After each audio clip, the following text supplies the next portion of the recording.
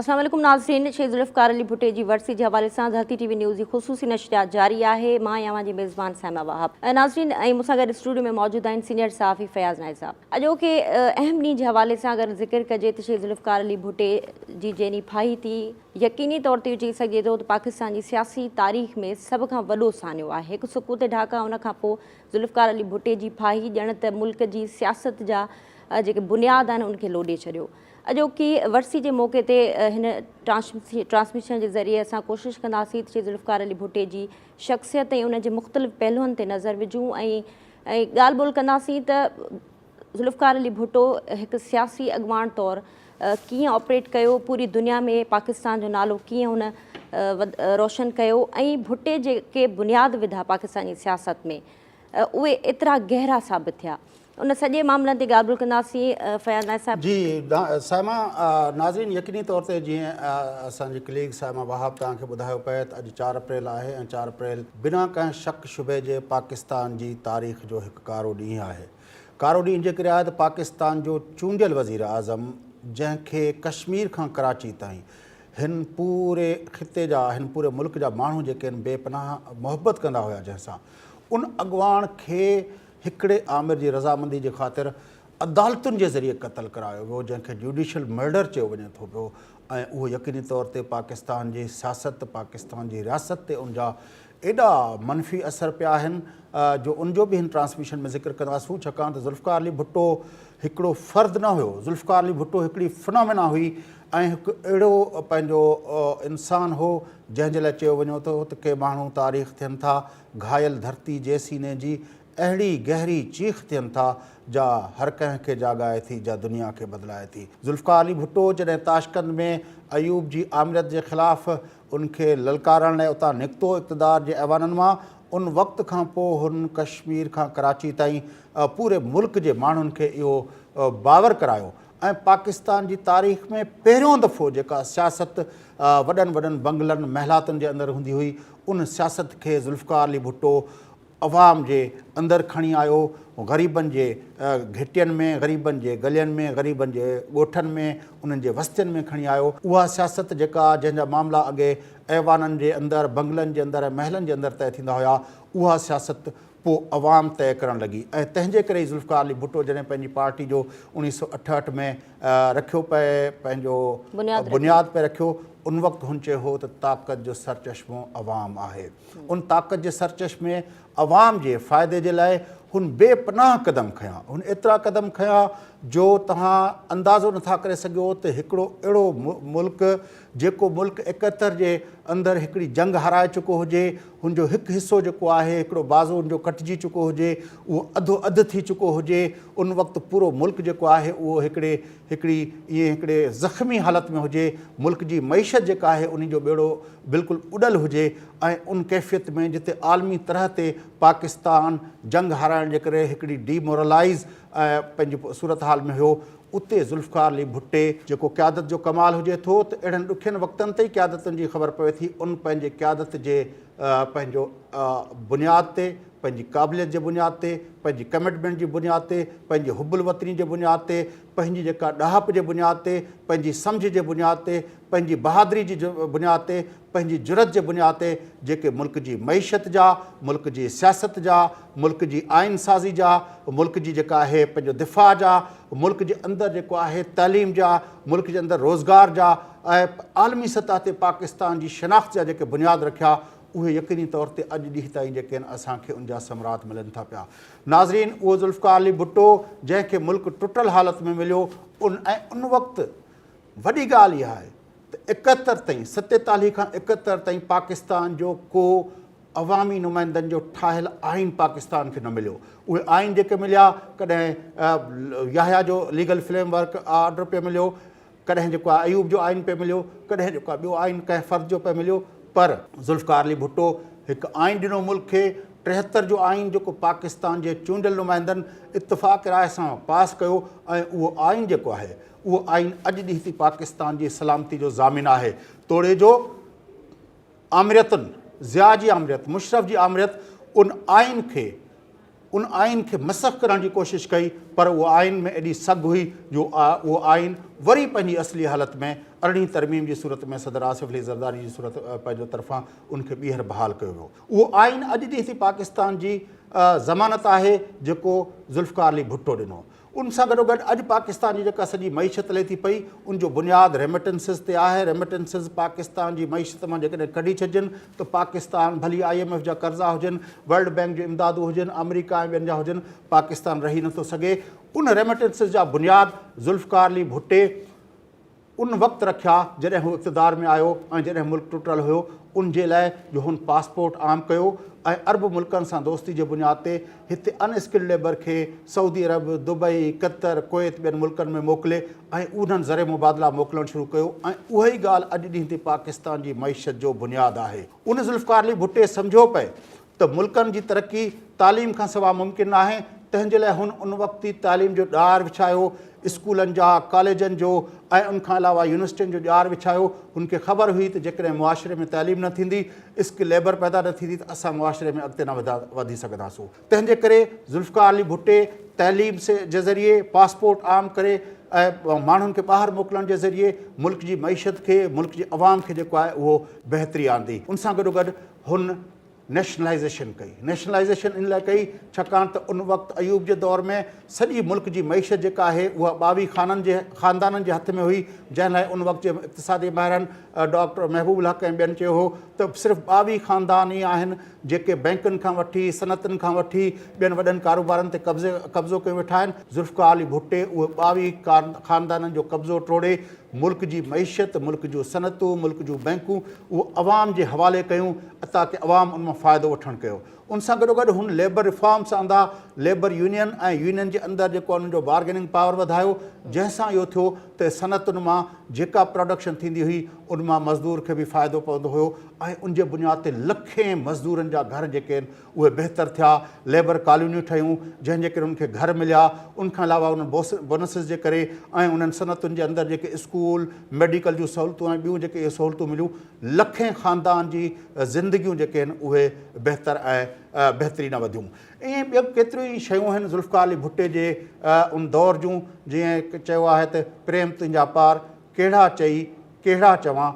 ज़ुल्फ़िकार अली भुट्टो यकीनी तौर ते हिन पंहिंजो सदी छा बल्कि 1000 सालनि ताईं पाकिस्तान छा हिन ख़िते जे अंदरि अहिड़ो को अॻुवाण पैदा न थियो आहे जेको एॾो पॉपुलर हुजे ऐं जंहिं वटि इहो विज़न हुजे जंहिं पंहिंजे उन विज़न जी हासिलात लाइ आख़िरकार पंहिंजी ज़िंदगी जो नज़रानो बि ॾेई छॾियो। शेख ज़ुल्फ़िकार अली भुट्टे जूं खोड़ सारियूं यादूं उनखे असां ॿीहर यादि कंदासीं। उन माज़ी में जेके शाहकार कारनामा जेके सरंजाम ॾिना उनखे बि यादि कंदासीं ऐं हिन ट्रांसमिशन जे ज़रिए असां मुख़्तलिफ़ मक़बे फ़िक्र जे माण्हुनि खे बि शरीक कंदासीं त उन्हनि जो व्यू पॉइंट छा आहे, हुननि पंहिंजे दौर में भुट्टे साहब खे कीअं ॾिठो, हुनजी सियासत, हुनजी जेके मुआशी सुधारा हुया, हू जेको परॾेही वज़ीर तौरु हुन जीअं पूरी दुनिया में ऑपरेट कयो ऐं पाकिस्तान लाइ हिकिड़ी हिकु बहितर शनाख़्त उन ठाही। मजमूई तौर ते भुट्टे साहब जी किरदार खे उन्हनि कीअं ॾिठो उहो बि शामिलु कंदासीं। पर हिन नशरियात में फयाज़ साहब इहो ॿुधाइजो त जीअं त असां ज़िक्र कयूं पिया ऐं उनखां पहिरीं बि असां इहो ॾिठो त भुट्टे साहब जी जेका सियासत हुई उहो यकीनन हज़ारनि सालनि ताईं उन जा असर पाकिस्तान जी सियासत ते रहंदा। बल्कि अॼु ताईं बि अगरि भुट्टे जी ॻाल्हि कजे त अॼु बि प्रो भुट्टो ऐं एंटी भुट्टो ई वोट असांजे मुल्क में पए थो, छो त पीपल्स पार्टी अॼु बि उन ई माना फ़लसफ़े ते हले पई, उन ई लेगेसी ते हले पई ऐं हू चवे थी त रोटी कपिड़ा और मकान।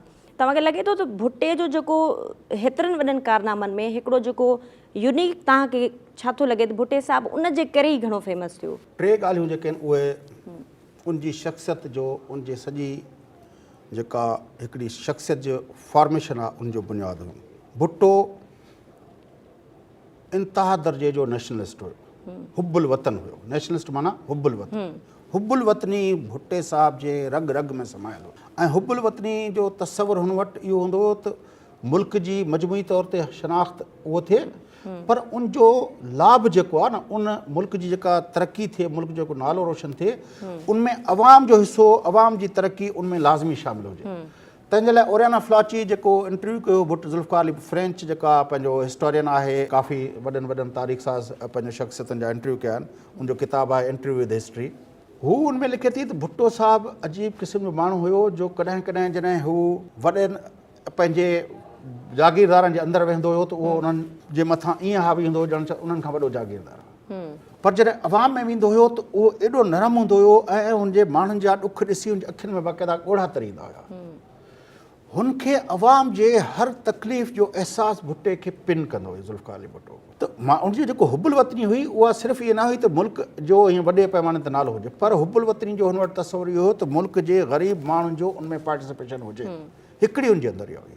ॿियो उन बुनियाद ते ई ज़ुल्फ़िकार अली भुट्टो जो ज़ाहिर आहे उहो फॉरेन मिनिस्टर रहियो अयूब ख़ान जे वक़्त में, हुन वटि इहो हुयो त आलमी सियासत जो जेको तवाज़ुन आहे उनखे हू ॼाणंदो हुयो।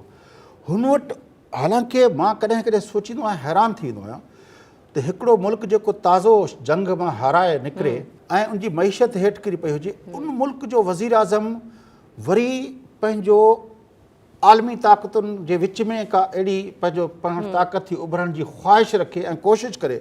उनजे लाइ भुट्टो इस्लामी मुल्कनि जी सरबराही कॉन्फ्रेंस सॾाई, भुट्टो जेको आहे न्यूक्लियर प्लांट वठी आयो, पहिरियों पंहिंजो जेको आहे जेको अॼु ॾींहुं पाकिस्तान में रूस चाइना जी मदद सां जेके फैक्ट्रियूं फैक्ट्री पंहिंजो वॾो जेको आहे उनजो ॾार विछाई, मतिलबु उन टुटल मुल्क खां पोइ जॾहिं आलमी दुनिया जा जेके सरबराह हिते अची इन्वेस्टमेंट कनि, इहो हिकिड़ो वॾो मां उहो ई चवां थो न। त हुन जेको आहे उनजे मूंखे हैरानगी थिए थी त उहो उनजे ज़हन में इहो कीअं आयो त मां पाकिस्तान खे हिकिड़ो सुपर पावर करणु चाहियां थो। ऐं टी जेका ॻाल्हि आहे उहा ज़ुल्फ़िकार अली भुट्टे जी जेका आहे उहा हुई त भई हीअ जेका मईशत आहे, जेका इक़्तिसादियात आहे, जेको सोशलिज़म जेका जंहिंखे हू पाण इस्लामी मसावत जो नालो ॾींदो हुयो, त सोशलिज़म जे बुनियाद ते मईशत जेका आहे उहा चंद ख़ानदाननि ऐं हुन वटि न रहे, चंद हथनि में न रहे। मईशत हिकु अहिड़ी हुजे जंहिंजा समरात हेठि ताईं ट्रिकल डाउन थियनि, हर माण्हू ते मिलनि, जेके उनमें पार्टिसिपेट कनि, मज़दूर हुजनि, एडमिनिस्ट्रेशन हुजे, सभई उनमें हुजनि। इहे जेके टे बुनियादी शयूं हुयूं, ज़ुल्फ़िकार अली भुट्टे साहब उन बुनियाद ते कमु कयो, पंहिंजे हुबुल वतनी जे बुनियाद ते। एंटी इम्पलिस्ट जेको हुयो, जंहिंजे करे हुन ॿिन्ही ताक़तुनि जे विच में पंहिंजी का पंहिंजो बाक़ी मुल्कनि खे गॾाए, इस्लामी मुल्कनि खे, टी दुनिया जे मुल्कनि खे गॾाए हुन हिकिड़ी ताक़त थी उभरणु चाहियो। टियों जेको हुयो उहो हुयो त भई माण्हू जी ख़ुशहाली थिए, तालीम थिए, ॿाहिरि माण्हू मोकिले, रोज़गार थिए, हिते जेको इंडस्ट्रियलाइज़ेशन कयईं त माण्हू रोज़गार सां अचनि। मतिलबु त हुनखे हर वक़्तु इहो हुयो लैंड रिफॉर्म्स पिया आंदई ऐं पंहिंजो जेको आहे पंहिंजो टेनेंसी एक्ट ते जेको आहे सख़्ती सां अमल करायूं, हर पासे खां उनखे इहो हुयो त माण्हू जेको आहे, आम माण्हू जेको आहे, उन जो हर वक़्तु उनखे उन हूंदो हुयो। कॉलोनियूं, लेबर कॉलोनियूं ठाहियूं, हाउसिंग स्कीमूं ग़रीबनि जे लाइ ठारायूं, लो कास्ट हाउसिंग स्कीम। मतिलबु त हर पासे खां ज़ुल्फ़िकार अली भुट्टे इन टिनि शयुनि में मुहिब वतन हुयो, एंटी इम्पलिस्ट हुयो, अवाम दोस्त हुयो। हिन वक़्तु भुट्टे साहब जी मजमूई शख़्सियत ते ट्रांसमिशन में ॻाल्हि ॿोल जो सिलसिलो जारी आहे। हिन वक़्तु वीडियो लिंक ते असां सां गॾु आहिनि इक़्तिसादी माहिर शाहिद हुसैन सिद्दीकी साहब। शाहिद हुसैन सिद्दीकी साहब, कैसे देखते हैं आज भुट्टो साहब की बरसी का दिन है और हम भुट्टे साहब की जो एक करिश्माती शख्सियत है उनको हम याद कर रहे हैं, उनकी जो अचीवमेंट्स हैं उस पर हम कुछ रोशनी डालने की कोशिश कर रहे हैं। आप क्या समझते हैं कि दौरे हुक्मरानी में भुट्टो साहब ने जो इकोनॉमिक रिफॉर्म्स दिए, पाकिस्तान की सियासत पर कितने असरात छोड़े उसने? बहुत शुक्रिया आपका। पहले मैं आपसे ये अर्ज़ कर दूं कि ज़ुल्फ़िकार अली भुट्टो शहीद जो थे, पाकिस्तान के पहले मुंतखब वज़ीर आज़म थे और पाकिस्तान की तारीख़ में आज तक मैं ये कह सकता हूँ कि ज़ुल्फ़िकार अली भुट्टो शहीद पहले हुक्मरान थे जिन्होंने अपने इंतखाबी मंशूर पर अमल किया, जिसको जो वायदे उन्होंने कौम से किए थे, जिसकी बुनियाद पर वोट मिले, उसके अलावा आज तक किसी भी पार्टी ने अपने मंशूर पर अमल नहीं किया। ये भाई शख्सियत थे और उसी का खमियाजा उनको भुगतना पड़ा कि उनका एक अदालती कत्ल भी हो गया। आपको भी इल्म है, मेरे भी इल्म है, तो जरा सा आप मुझे इजाज़त दे दें बैकग्राउंड देने की कि मैं क्यों कह रहा हूँ अदालती कत्ल। देखिए, उनको फांसी की सज़ा सुनाई गई थी सुप्रीम कोर्ट की तरफ से। उसके जज थे जस्टिस नसीम हसन शाह, जो बाद में चीफ जस्टिस बन गए। वो रिटायर होने के कई साल बाद तक ये कहते रहे कि जी हमने जो भी फैसला दिया था वो मेरिट पे था, कानून पे था। बार बार कहते रहे, कई साल तक कहते रहे, लेकिन मरने से पहले आपका ज़मीर तो मलामत करता है। कई महीने पहले उन्होंने एक इंटरव्यू दिया और वो ये कहा कि जी हमने जो फैसला दिया था वो दबाव पर दिया था, इंसाफ पे नहीं दिया। तो ये बदकिस्मती है इस मुल्क की। बल्कि मैं तो अगर आपको ये भी कहूँ कि ये इत्तफाक नहीं था, जो ड्रामा हुआ। देखिए 1977 में उनकी हुकूमत का तख्ता उल्टा गया और ठीक 2 साल के बाद 1979 में जो है वो सोवियत यूनियन ने वहाँ इन्वेजन किया और अमेरिका को हमारी ज़रूरत पड़ी और पाकिस्तान में फौजी इनकलाब आ गया। यानी उनकी बरतरफी के 2 साल के बाद जो है पाकिस्तान में फौजी इनकलाब आया, क्योंकि अमेरिका का मफाद था। लेकिन फिर आप देखें, हमेशा इत्तफाक नहीं हुआ करता। 1999 में मुशर्रफ ने इक़्तिदार पर कब्जा किया, फौजी इनकलाब आया, और फिर 2 साल के बाद 2001 में 9/11 हो गया। तो इसमें इसका मतलब ये है कि आलमी मकासद में से, इसलिए मैं आपसे कह रहा हूँ कि जुल्फ़िकार अली भुट्टो साहब ने जब उन्होंने कहा था कि जी हम नेशनलाइजेशन करेंगे, तो उन्होंने नेशनलाइज कर लिया। जब उन्होंने ये कहा था कि जी हम इज्जत नफ्स बहाल करेंगे मजदूर की, तो उसके लिए उन्होंने इक़दाम कर लिए। उन्होंने अगर ये कहा था कि मैं लैंड रिफॉर्म्स करूँगा, तो फिर उन्होंने लैंड रिफॉर्म्स का एक हिस्सा करके दिखाया, पूरा जो है नहीं हो सका। और हम आम तासुर यही था कि जब वो इलेक्शन जीतेंगे अगली दफ़े तो बकिया भी करेंगे, और पाकिस्तान में अगर वो लैंड रिफॉर्म्स आ जाती तो आज पाकिस्तान का नक्शा बिल्कुल मुख्तलिफ होता। और अगर आप इस लिहाज से, पहले मैं आपसे ये कहूँ कि जौहरी प्रोग्राम की बुनियाद उन्होंने रखी, और डॉक्टर कदीर को मायूस होकर छोड़ के जा रहे थे, लेकिन जब भुट्टो साहब को पता चला तो उन्हें चंद मिनट के अंदर तमाम मसले हल कर दिए, और उन्होंने वाज़े तौर पर कमेटी बना के अहकामात दिए कि अगर उनको कोई शिकायत हुई और इस काम में रुकावट पड़ी तो वो बर्दाश्त नहीं की जाएगी। तो ये उनका एक ज़बरदस्त कारनामा था कि बुनियाद उन्होंने रखी और डॉक्टर कदीर को करने दिया। फिर आप अगर इस तरीके से देखते चले जाएं तो पाकिस्तान स्टील मिल और बहुत से ऐसे इदारे उन्होंने बनाए जो बुनियादी ज़रूरत थी मुल्क की, लेकिन उसका फ़ायदा आने वाले बरसों में होना था। हैवी मैकेनिकल कॉम्प्लेक्स बना दिए, इस किस्म के उन्होंने इदारे कायम किए। अब आप इस्लाहात की जब बात कर रहे हैं, तो मिसाल के तौर पर नेशनलाइजेशन ऑफ की इंडस्ट्रीज़ और बैंकिंग, आज पाकिस्तान में आम आदमी ये समझता है और हुकूमत ये प्रोपेगेंडा कर रही है कि जी नेशनलाइजेशन तबाही का नुस्खा था और निजकारी जो है उस तमाम मसाइल का हल है। मैं आपसे ये अर्ज कर दूं कि 1996 में सेनेट की जो कायमा कमेटी थी, उसमें कई साबिक वजीर ख़जाना भी थे और एग्जिस्टिंग वजीर ख़जाना भी थे। मुझे उन्होंने इन्वाइट किया था, मैंने 3 दिन तक जो है उनको ब्रीफिंग दी थी पाकिस्तान में बैंकारी पर, और मैंने दस्तावेजी सबूत और जो है स्टैटिस्टिक्स पेश की थी, जिसमें ये बताया गया कि जुल्फ़िकार अली भुट्टो ने जो बैंकारी को नेशनलाइज किया था, वो पाकिस्तान की तारीख का कामयाब तरीन जो है वो इस्लाह थी। और ये आपको खुशी होगी कि उस सेनेट कमेटी ने, जिसमें कई वज़ीर ख़जाना साबिक़ और मौजूदा वज़ीर ख़जाना थे, अपनी रिपोर्ट में ये तस्लीम कर लिया कि जुल्फ़िकार अली भुट्टो की जो नेशनलाइजेशन की पॉलिसी थी बैंकिंग की हद तक, वो मुकम्मल तौर पर कामयाब थी। और बाद में जब प्राइवेटाइजेशन से पहले ज़िया ने आके इंटरफेरेंस शुरू कर दिया तो बैंक तबाह हो गए। मैं ये बात आपको इसलिए बता रहा हूँ, पहले 2 फिगर्स दे दूँ। जब आज़ादी को 20 साल हो गए थे 1973 में, तो उस वक्त बैंकों के डिपॉजिट सिर्फ जो है ना 22 अरब रुपए, और 9 साल के बाद 82 में नेशनलाइजेशन जब हो गई तो वो 122 अरब रुपए हो गए। इसी तरह 3000 ब्रांचेस थी जो 26 साल में खुली थी, और उन्होंने जो है 9 साल में 7000 ब्रांचेस खुल गई, जो बहुत सारी देही इलाकों में थी। और उन्होंने एक स्मॉल लोन्स निकाली थी। मिसाल के तौर पर मैं उस वक्त बैंकिंग सेक्टर में था, और मैं ये 1981 में तमाम बैंक जो पाकिस्तान के नेशनलाइज थे, उसमें सबसे कम उम्र एग्जीक्यूटिव वाइस प्रेसिडेंट था।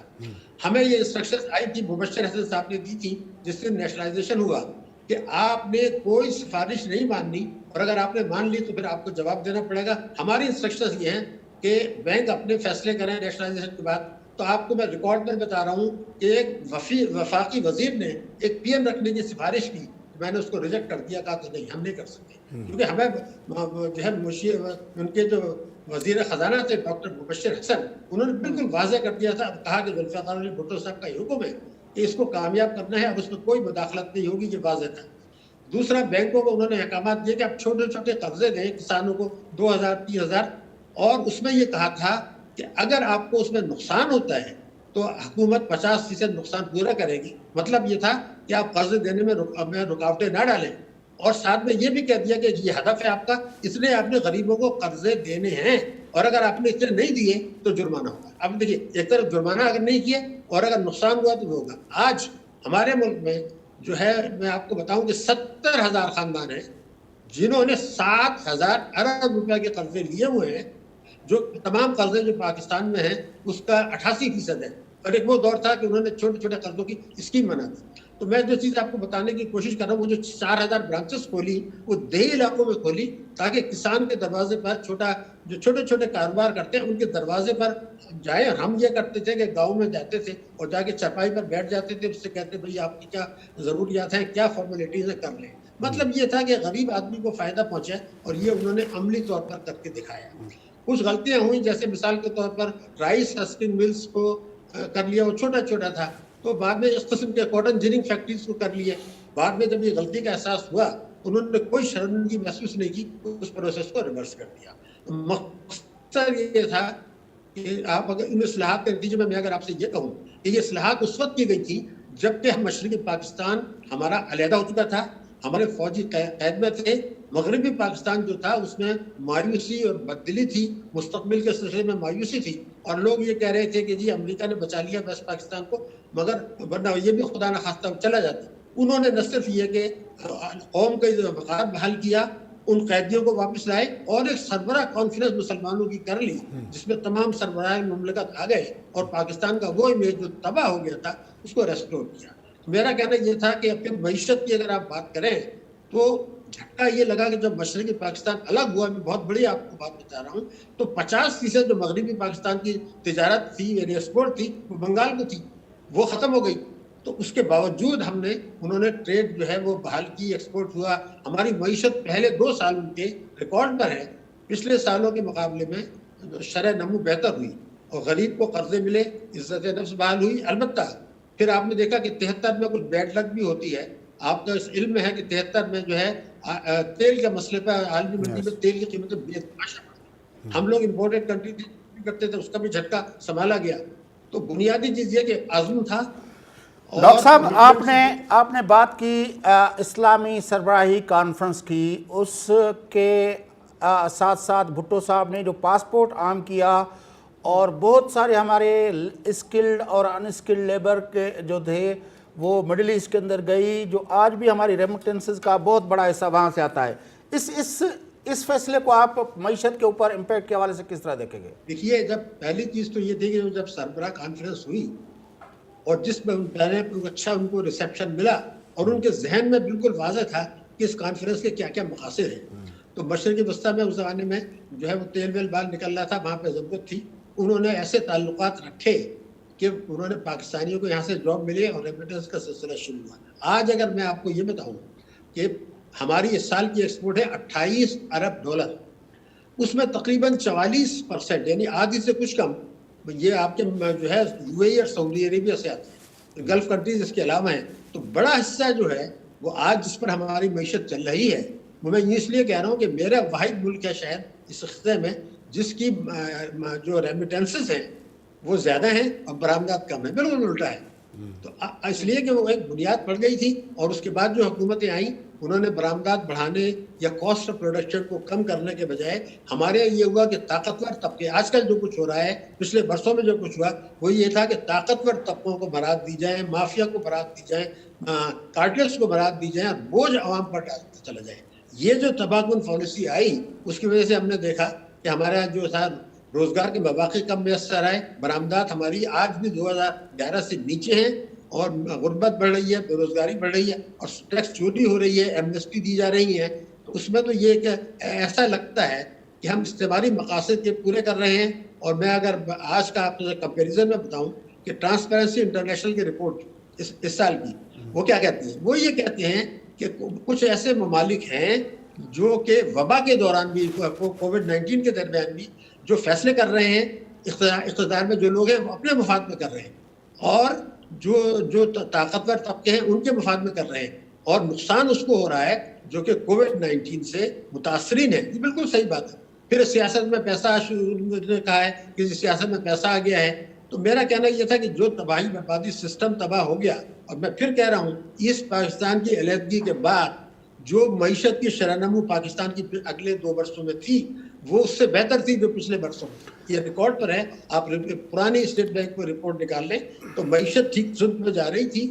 اور دوسری طرف سے یہ تھا کہ ہماری عزت نفس بحال ہو رہی تھی، مزدوروں کو ان کے حقوق مل رہے تھے، چھوٹے لوگوں کو. مزدوروں کی بات ڈاکٹر صاحب آپ کر رہے ہیں لیبر ریفارمز بھٹو دور کی، اور اس میں جو خاص طور پر labour housing scheme, labour colonies کا جو ہے اپنا ایک نیٹ ورک جو بچھایا گیا, اس کو آپ کس طرح دیکھیں گے؟ دیکھیے ایک اس سے پہلے جو کچھ ہو رہا تھا وہ آپ کو بھی پتہ ہے کہ مشرقی پاکستان میں علیحدہ ہوا, اس کی وجہ یہی تھی کہ ایک استحصالی پالیسیاں جو ہیں بنائی جا رہی تھیں.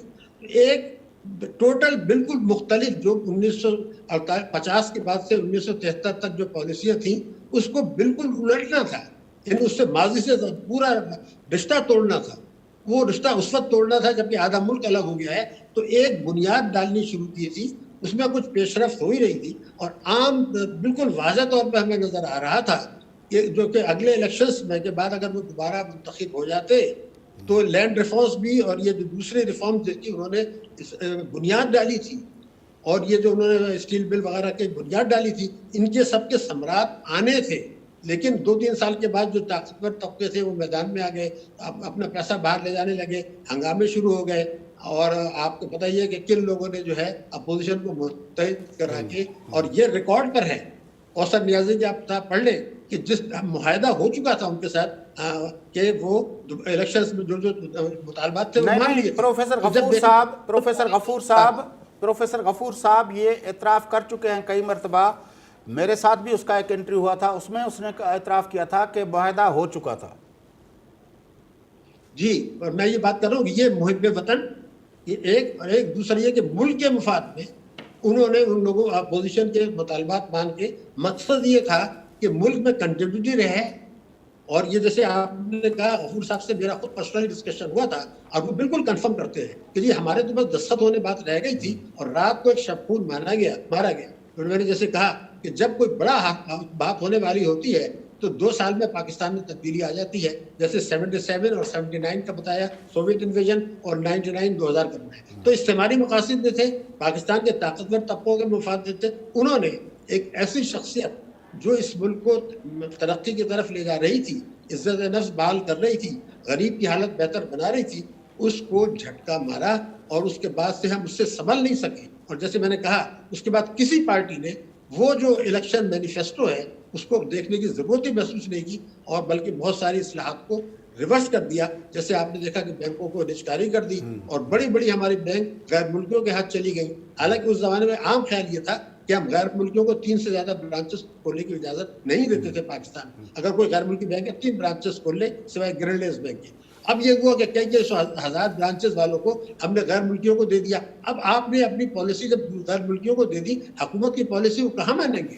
ابھی تو ڈاکٹر صاحب ابھی تو آپ نے اسٹیٹ بینک بھی دے دیا. دیکھیے یہ جو اس وقت آپ نے زخموں میں نمک چھڑا کے دیا ہے, تو میں تو اس میں خالی اسٹیٹ بینک دینے کی بات نہیں ہے. میں اس پہ آپ سے بعد میں بات کروں گا. ڈاکٹر صاحب آج ہم بھٹو صاحب کے حوالے سے بات کرنا چاہ رہے ہیں, یہ تو میں نے اپنا چلتے چلتے ایسے بات کر دی. آپ کی بڑی مہربانی, آپ نے ہمیں ٹائم دیا. آج 4 اپریل ہے, اور ظاہر ہے ایک بڑا سانیہ, ایک بہت بڑا رہنما جو ہے وہ ہم سے چھینا گیا. اور جس طرح آپ نے کہا کہ اس عالمی استعماری طاقتوں اور یہاں کے جو تالے آزمات طاقتور طبقے تھے, ان کی گٹھ جوڑ سے جو ہے وہ پاکستان کی عوام کے خوابوں کے اسیر, خوابوں کے جو ہے وہ اپنا ضامن, اس رہنما کا جوڈیشل مرڈر کیا گیا. اور یقینی طور پر اس کا جو اثرات ہیں وہ آج بھی ہم بھگت رہے ہیں. آپ کی بڑی مہربانی ڈاکٹر صاحب. جی شاید صدیق صاحب ॻाल्हि कई पे त मुल्क जी मैशत में जान विधी.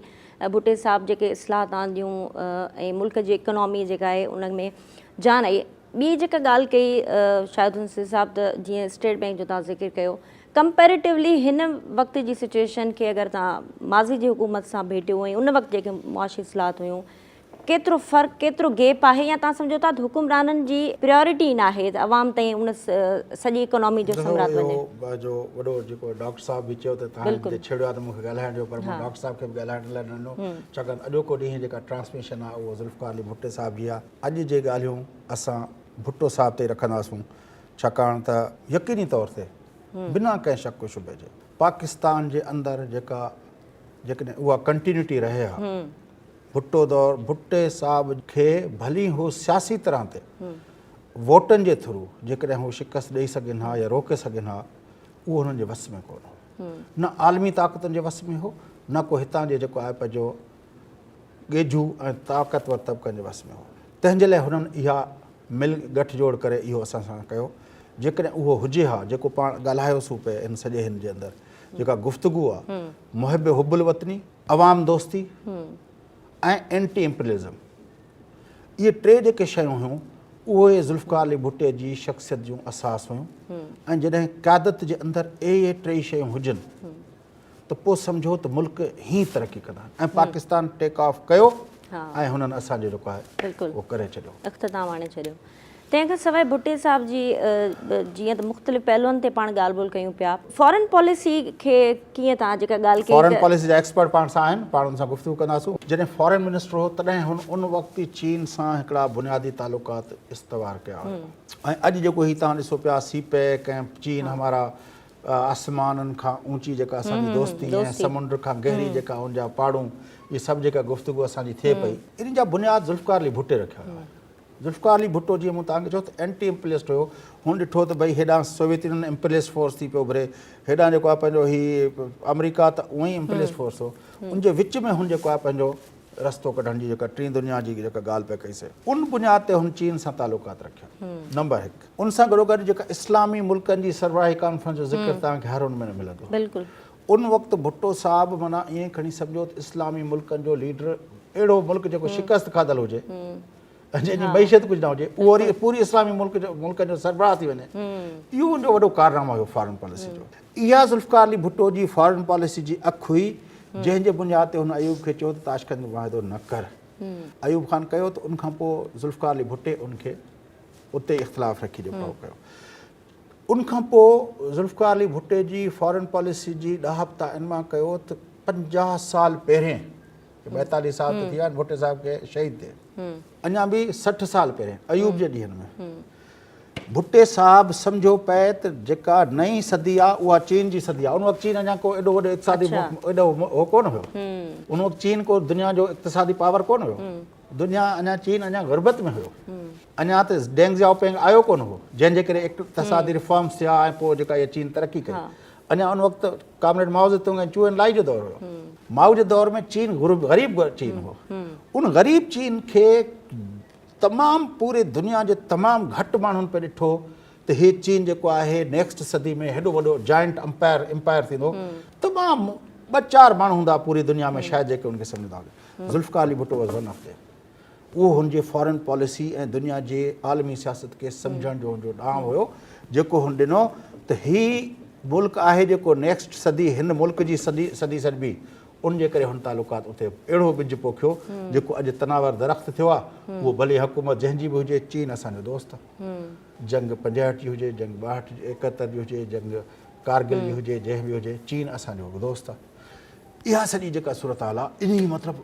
60 साल पहिरें इहो सम्झणु त हीउ मुल्क जेको ग़रीब मुल्क आहे उन वक़्तु जेको पाण उहो एॾी वॾी जाइंट थींदो ॿियो जेको इहो भुट्टे जो फॉरेन पॉलिसी जे हवाले सां इहो त भुट्टे साहिबु सम्झो पए त असां हेॾे जाइंट मुल्क असांजे पासे में वेठो आहे हिंदुस्तान जेको हर वक़्तु असांखे जे मथां जेको आहे उहो करे थो हुन जेको दिफ़ा जो बुनियादु रखियो डिटरेंस जो जेको बुनियादु रखियो तव्हांजो छा ख़्यालु आहे हीअ जेकॾहिं 71 में असांजी थोरी गड़बड़ थी पाण में ईस्ट ऐं वेस्ट न ठहिया त हिंदुस्तान अची फ़ौजूं लाथियूं न उनखां पोइ कारगिल थी पंहिंजो ॿी थी तव्हांजो कॾहिं बि हिंदुस्तान फ़ौजूं नथो लाहे सघे अची बॉर्डर ते बीहनि था इहो सबबु इहो आहे सॼी दुनिया अची विच में पवे थी न बाबा ईअं न कयो उहो सबबु इहो आहे त ज़ुल्फ़िकार अली भुट्टे सम्झो पए त असां कन्वेंशनल वार में असांजो मुल्क नंढो आहे असांजा वसीला घटि आहिनि हो मुल्क वॾो आहे हुनजा वसीला वधीक आहिनि कन्वेंशन वार में असां हुननि सां लामहला किथे न किथे असां खुटंदासीं हुन डिटरेंस पैदा कयो उहो डिटरेंस ई आहे जेको पाकिस्तान जी हिंदुस्तान जे अॻियां सलामती जो हिकिड़ी दीवार बणियल आहे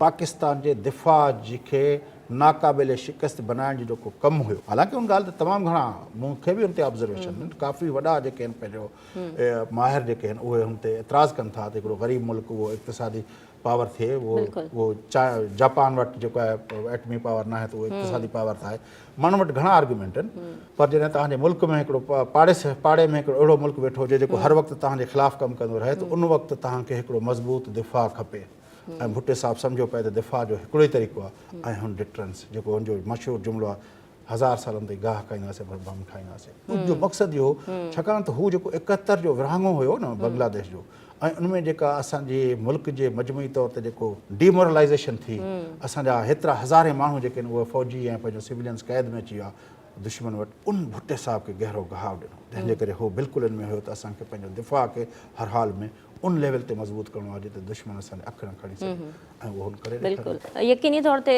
भुट्टे साहब जी जेका शख़्सियत हुई उनजे पहलुअनि ते जेतिरो बि ॻाल्हाइजे घटि आहे। अॼु संदसि ॾींहुं आहे 4 अप्रैल ते उन्हनि जी वरसी जे मौक़े ते असां उन्हनि खे यादि कयूं था ऐं उन्हनि जेके कारनामा सर अंजाम ॾिना उन ते रोशनी विझी रहिया आहियूं। धरती टीवी जी ख़ुसूसी ट्रांसमिशन जो सिलसिलो जारी आहे। हिते वठूं था ब्रेक, असां सां गॾु रहिजो।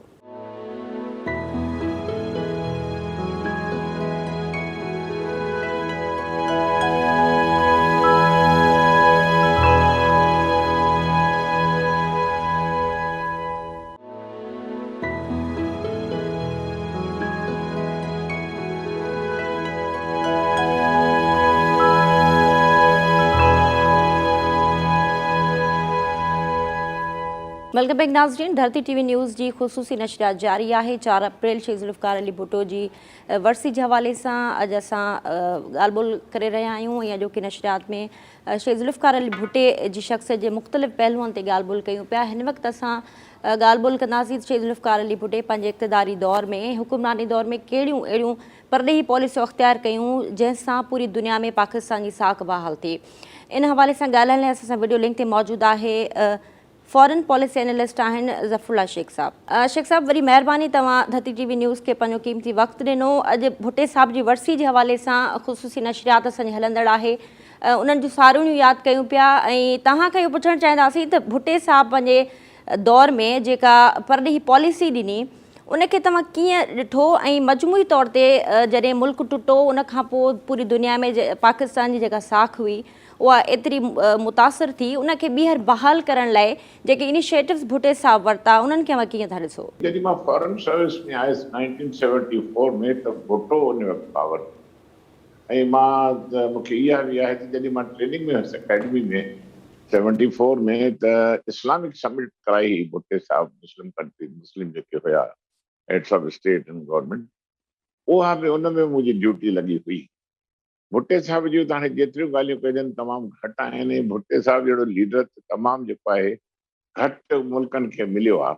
अनफॉर्चुनेटली भुट्टे साहब जो दौरु असां सां तमामु घटि रहियो। हाणे चऊं था हुनजे फॉरेन पॉलिसी ते, फॉरेन पॉलिसी में त अलाए केतिरियूं शयूं आहिनि जेकी चई सघिजे थियूं, पर मां थोरो नटशेल में ॿुधाईंदुसि त भुट्टो साहब जेको हुयो हुनजी सभ खां पहिरियों प्रो वेस्ट जेके आहे असांजी फॉरेन पॉलिसी, उन वक़्त में जॾहिं पाकिस्तान जुदा थियो त नेचुरली काइद आज़म मोहम्मद अली जिनाब, लियाकत अली खान जन हलिया विया, हलंदी वई। 1958 में जॾहिं अयूब खान आयो उन वक़्तु पहिरियों भुट्टो जेको आहे अयूब खान जी कैबिनेट में अची वियो। हाणे जॾहिं कैबिनेट में अची वियो त कल्ह थियो त उन में असां उन खां पहिरियों जेको आहे 58 खां पहिरियों जेको आहे असां पहिरियों ई प्रो वेस्ट वारी पॉलिसी कयूं पिया। अमेरिकन सां असां हुयासीं, सीएटो में असां आयासीं, सेंट्रो में असां आयासीं 55 में, सीएटो में 54 में आयासीं।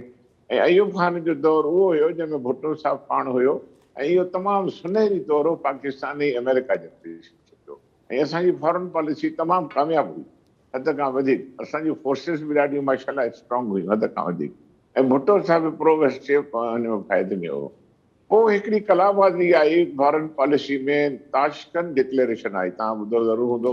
1966 में ताशकंद डिक्लेरेशन थी, उज़्बेकिस्तान जेको अॼुकल्ह आहे उज़्बेक में, उन सोवियत यूनियन में हुयो। ताशकंद में हुते थी, जंहिंमें तव्हांखे यादि हूंदो त शास्त्री जेको आहे हार्ट फेल बि थी वियो कुझु ॾींहंनि में हुते।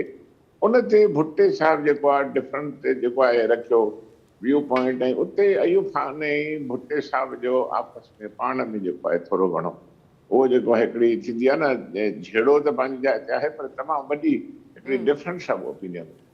हाणे ताशकंद डिक्लेरेशन में छा हुयो, उतां ॿी का ॻाल्हि त हुई कोन्हे। जेको कागज़ में आहे उहो लिखियलु हुयो त पीस प्लान जेको हुयो असां हमेशह हिंदुस्तान सां जेको आहे, छोजो भुट्टे साहब हमेशह हिंदुस्तान खे तमामु असांजी रिलेशनशिप उन सां तमामु घणो इम्पोर्टेंट ॾिनो। ॿियो भुट्टे साहब जेकी ख़ासि ॻाल्हि कई त मुस्लिम कंट्रीज़ खे उन सां रिलेशनशिप तमामु स्ट्रॉन्ग थिया। तव्हांखे यादि हूंदो शाह ऑफ ईरान, उन तमामु पर्सनल दोस्ती त पंहिंजी जाइ ते हुई। पाकिस्तान ईरान इवन टर्की जो है 64 में रीजनल कोऑपरेशन फॉर डेवलपमेंट असां ठाही चे, इन जा सभु पायनियर भुट्टो हुयो।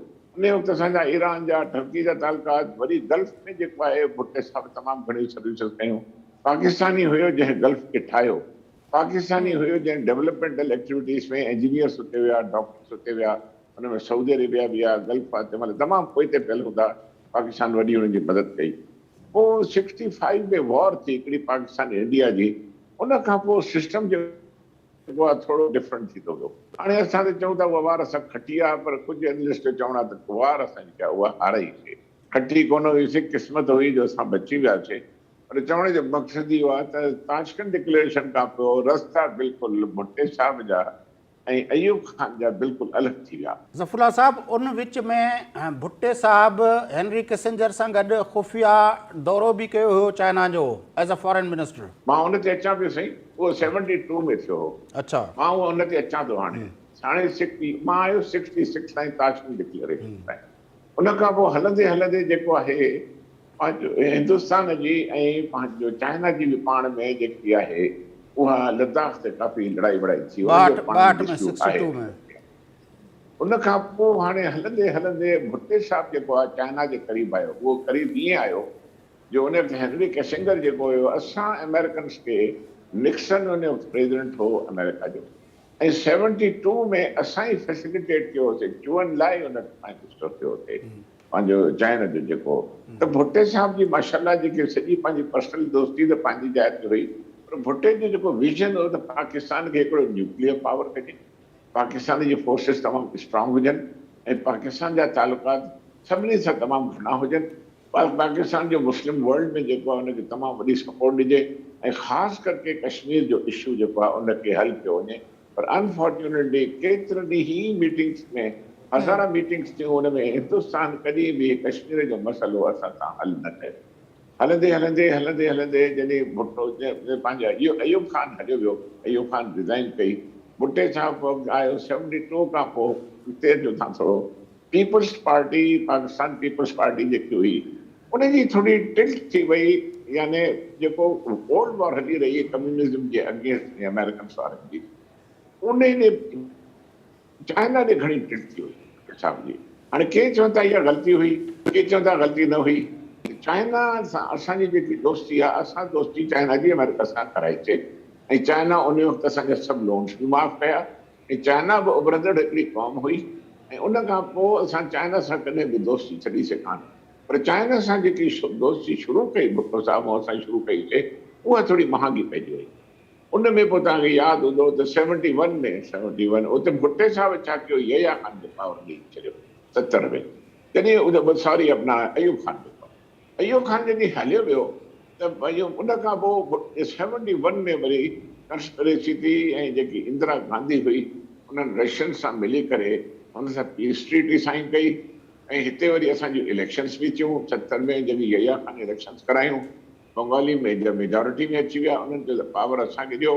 पर इलाही घणी शयूं हुयूं विच में, मां ॿुधाए कोन थो सघां, पर उन में ईअं थियो त बांग्लादेश अनफॉर्चुनेटली उहो असांखां बिल्कुलु जेको आहे हिकिड़ो अगरतला केस पहले पियो मुजीब जे ख़िलाफ़, उन महिल उहे शयूं उन्हनि इंडिया जेको आहे उन्हनि खे फुली सपोर्ट कई त तव्हां जेको आहे उनखे अहिड़ी तरह बांग्लादेश वजूद में अची वियो, असांजो अधु मुल्क जेको आहे हलियो।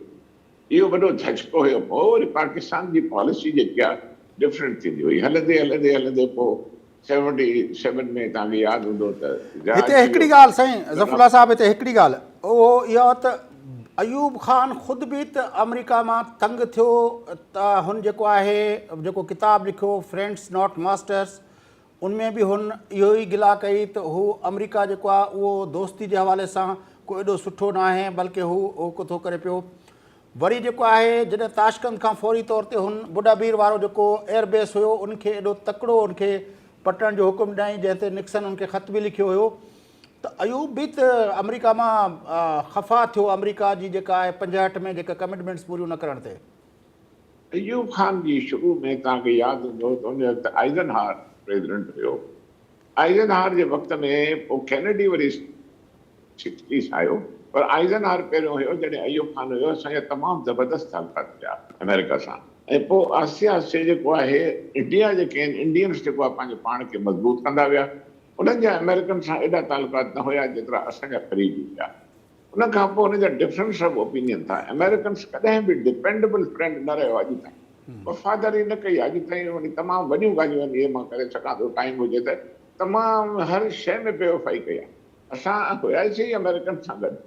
असां 50 में स्टैलिन जेको हुयो लीडर रूस जो, उन इन्विटेशन ॾिनी पाकिस्तान खे त बाबा तव्हां अचो विज़िट कयो, पर असां उहा ठुकराईसीं।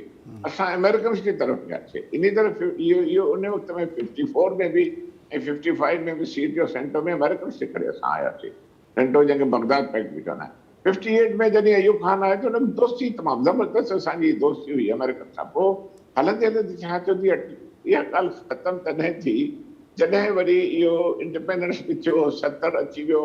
उन खां पोइ वरी भुट्टे साहिब नई पंहिंजी पार्टी ठाही। उन खां पोइ पार्टी ठाहे करे तमामु वॾी पार्टी थी वई, अहिड़ो रिवोल्यूशन अची वियो, सभिनी वोट ॾिनो। उन खां पोइ 73 में पहिरियों पाकिस्तान जो पहिरियों कॉन्स्टिट्यूशन त न हुयो, पहिरियों त 56 में असांजो 23 मार्च ते पहिरियों कॉन्स्टिट्यूशन आयो, पर असल जेको कॉन्स्टिट्यूशन आयो सॼो 1973 में, उनजो सॼी जेके शइ जेकी आहे उहा भुट्टे साहिब जे उन सर वञे थी। उन ई असांखे कॉन्स्टिट्यूशन ॾिनो। साईं किसिंजर जो जेको इहो मैसेज जेको भुट्टे साहिब जंहिंजे लाइ चयो त वाइट एलिफेंट मूंखे धमकियूं थो ॾे, ऐं उहो किसिंजर सां मनसूब कयो वञे थो त जंहिं भुट्टे खे चयो त जेकॾहिं तो रोल बैक न कयो एटमी प्रोग्राम त असां तोखे हॉरिबल एग्ज़ाम्पल बणाईंदासीं, इहो इन ॻाल्हि खे कीअं था ॾिसो? ॿ ॻाल्हियूं थियूं जेके भुट्टे साहिब जे अगेंस्ट कयूं ऐं जेके अमेरिकन्स असां सां न पिया चाहिनि। हिकिड़ो उहो न पिया चाहिनि त असां चाइना जे करीब वञूं, छो जो कोल्ड वॉर हले पई ऐं अमेरिकन्स जेके हुया वेस्ट जेकी हुई उहा चाइना जे ऐं सोवियत यूनियन जे फिलोसफी जे ख़िलाफ़ यानी कम्युनिज़म जे ख़िलाफ़ हुया।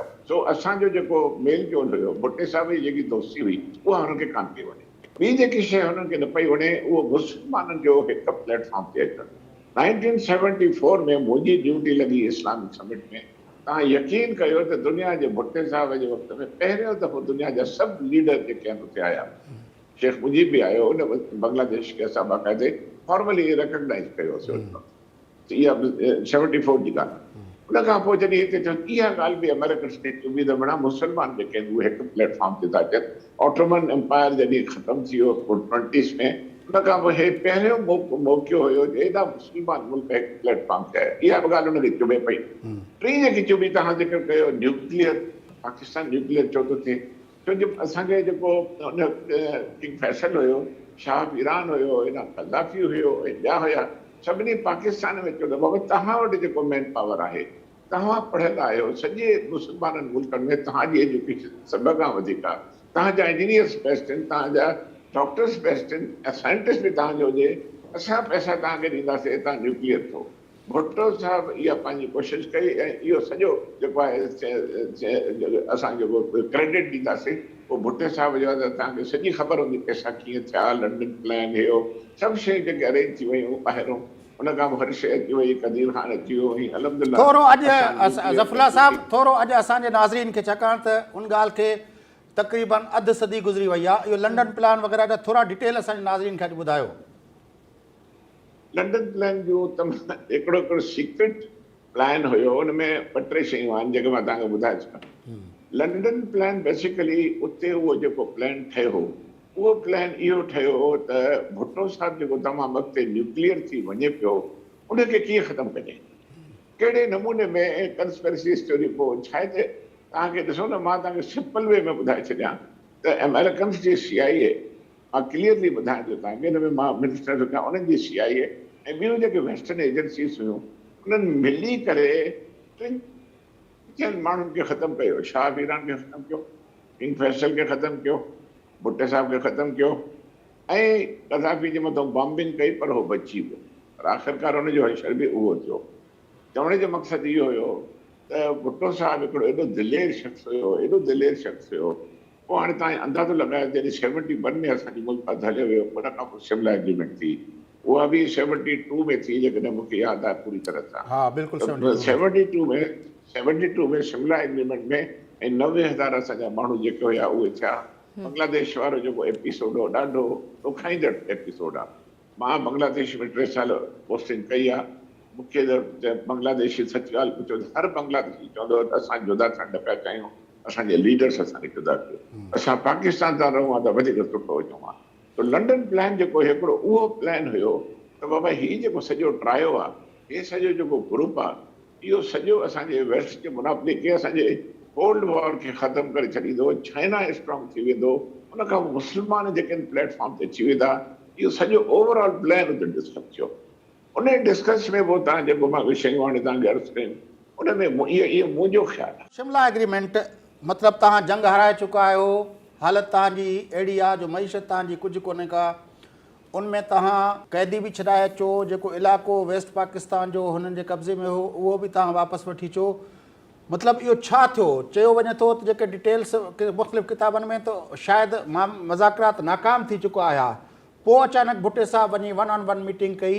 इहो फॉरेन पॉलिसी जे हिसाब सां इन ॻाल्हि जी केतिरी अहमियत आहे त इहो एग्रीमेंट हासिलु करणु? फॉरेन पॉलिसी जे हिसाब सां इहा तमामु वॾी विक्ट्री हुई असांजी, ऐं भुट्टे साहब जी वॾी विक्ट्री हुई। हुन में छॾो भुट्टो साहब न हुयो, इवन हुन में तव्हांखे यादि हूंदो त पोसाइजन जेको हुयो उहो फॉरेन मिनिस्टर हुयो रशिया जो, उन सां भुट्टे साहब जन जी तमामु दोस्ती हूंदी।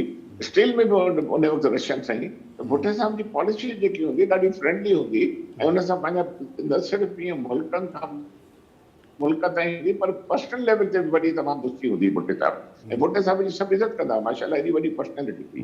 त उन छा कयो, जेको इन में इलाही लीडर्स पोयां हुया, इंदिरा गांधी खे सम्झायो त बाबा 90,000 जेके प्रेसिडेंट्स ऑफ वॉर आहिनि, तव्हां केसि ताईं हिननि खे रखंदव, ऐं लैंड जेकी आहे हुननि बि खई आहे तव्हांजी, तव्हां बि खई आहे, त हाणे वेही करे तव्हां हिकिड़ी एग्रीमेंट साइन कयो, त उन में सॼो थिए। हाणे उन में जेको एग्रीमेंट थी त उन में आर्टिकल 2 ऐं 3 जेको आहे, अॼु जेके हिंदुस्तानी चवनि था त कश्मीर जो जेको प्रॉब्लम आहे असां पाण में बायोलेटरली कंदासीं, उहो ज़िक्र न आहे। ज़िक्र इहो आहे त Pakistan and India will solve all their problems जेको एमिकेबली वेही करे बायोलेटरली कंदा। पर हुन में इहो लिखियलु आहे त यूएन जो सिक्योरिटी काउंसिल जो जेके रेज़ोल्यूशन्स आहिनि उहे इंटेक्ट रहनि। हाणे असांजे कश्मीर ते यूएन जूं कई रेज़ोल्यूशन आहिनि, असां उहा ई ॻाल्हि हुनखे सम्झायूं था जेके हिंदुस्तानी अॻिते नथा वञनि त न बसि असांजी उहा शिमला एग्रीमेंट थी वई, हाणे असां पाण में रुॻो ॻाल्हाईंदासीं, ॿाहिरियां मुल्क कोई न ईंदा। हाणे ॿाहिरियां मुल्क जेके आहिनि इंडिया खे छो था सपोर्ट कनि, उहो सुवालु पुछो त ॿुधाईंदुसि, हुन में टाइम लॻंदो।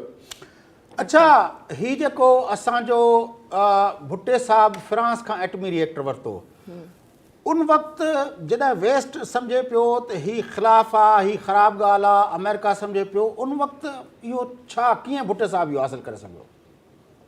भुट्टे साहब जेको हुयो तो ॾिसो साईं, हिकिड़े उते उन वक़्त जा जेके मुल्क हुया, जीअं फ्रांस हुयो, असांखे यूरेनियम काथो मिलियो, पैसा ॿी जाइ तां मिलिया, रिएक्टर टी जाइ तां मिलियो, त माण्हुनि जी हिकिड़ी मार्केटिंग जो, माण्हुनि जे सर्वाइवल जो मसइलो बि हो न। इहे पैसा जेके फ्रांस जा पाकिस्तानियुनि थोरी ॾिना, इन सॼे न्यूक्लियर प्रोग्राम में असांखे पैसा असांजी मदद कई हुई काफ़ी। हुन में मां क्लियरली ॿुधायां त लिबिया बि हुई, सऊदी अरेबिया बि।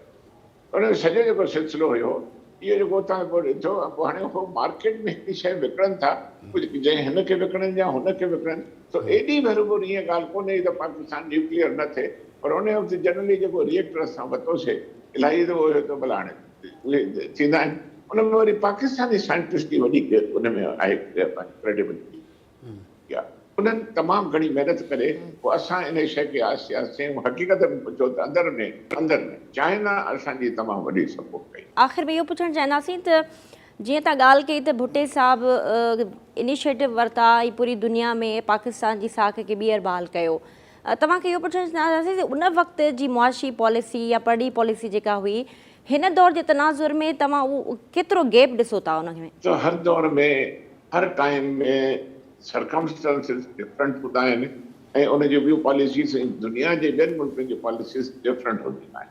हाणे जंहिं वक़्तु असांजो टाइम हो, भुट्टे साहब जो टाइम जेको हुयो, जेको पंहिंजो एक्चुअली थियो इहो त अयूब खान जे वक़्त में असांजो हिकिड़ी जंहिं कैपिटलिस्टिक जेकी चइबी आहे इकोनॉमी, उहो हो, उन वॾा वॾा ग्रुप हुया, तमामु वॾा हुया, तमामु ज़बरदस्त पॉलिसीज़ हुयूं। अयूब खान तमामु Mangla dam, Tarbela dam, Ayub bridge, तमामु घणी वॾियूं शयूं करायूं हुयो आर्मी जो जनरल, पर तमामु वॾियूं शयूं न करायूं।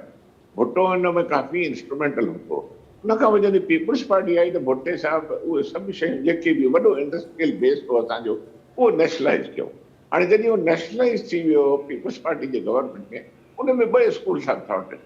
के चवनि था त न इहो सही हो, के चवनि था न वक़्त जे हिसाब सां सही थियो। छो जो उहो चाइनीज़ जे तरफ़ असांजी दिलि जॾहिं थी वई त सॼी जो नेशनलाइज़ेशन थी वई त सॼो स्ट्रक्चर चेंज थी वियो। 73 जो नओं कॉन्स्टिट्यूशन ॾिसो वक़्त जे हिसाब सां वक़्तु चेंज थींदो। हाणे जॾहिं फ़ैसिला कंदा आहिनि लीडर्स पई पोइ कॾहिं कॾहिं के फ़ैसिला लॉन्ग टर्म में फ़ाइदेमंद हूंदा आहिनि। भुट्टो साहिबु 5 साल जेकॾहिं ॿियो हुजे हा त ॻाल्हि ई ॿी हुजे हा, पर अनफॉर्चुनेटली हुनखे पहिरीं उॾारे छॾियो। हाणे हुन में इहे थियो त इहो जेको सॼी चेंज इन पॉलिसी हुई अयूब खान खां उहा सॼी नेशनलाइज़ेशन जे तरफ़ अची वई। उन में एजुकेशन इंस्टीट्यूशन्स बि हुया, उन में इंडस्ट्रीज़ बि हुया, हर शइ नेशनलाइज़ वॾी थी वई। महिरबानी ज़फ़रुल्ला शेख साहब तव्हां असांखे जॉइन कयो। नाज़रीन 4 अप्रैल क़ाइद अवाम शहीद ज़ुल्फ़िकार अली भुट्टो जी वरसी जे हवाले सां हीअ ख़ुसूसी ट्रांसमिशन हलंदड़ आहे ऐं उनमें असां ज़ुल्फ़िकार अली भुट्टो साहिब जी मुख़्तलिफ़ जेका बहसियत हिकिड़े सियासतदान जे, बहसियत हिकिड़े फॉरेन पॉलिसी एक्सपर्ट जे, बहसियत प्राइम मिनिस्टर जे, बहसियत हिकिड़े इक़्तिसादी पंहिंजो हुन जे हवाले सां जेके हुनजा मुख़्तलिफ़ शख़्सियत जा जेके पहलू आहिनि उन ते गुफ़्तगू जो सिलसिलो हलंदड़ आहे ऐं हिन ट्रांसमिशन में असां तव्हांखे वधीक अञा ज़ुल्फ़िकार अली भुट्टो जी शख़्सियत जे बारे में ॿुधाईंदासूं। पर फ़िलहालु हिते वठूं था हिकिड़ो वक़फ़ो, वापसि अची तव्हां सां हिन ट्रांसमिशन में वरी गॾिजूं था।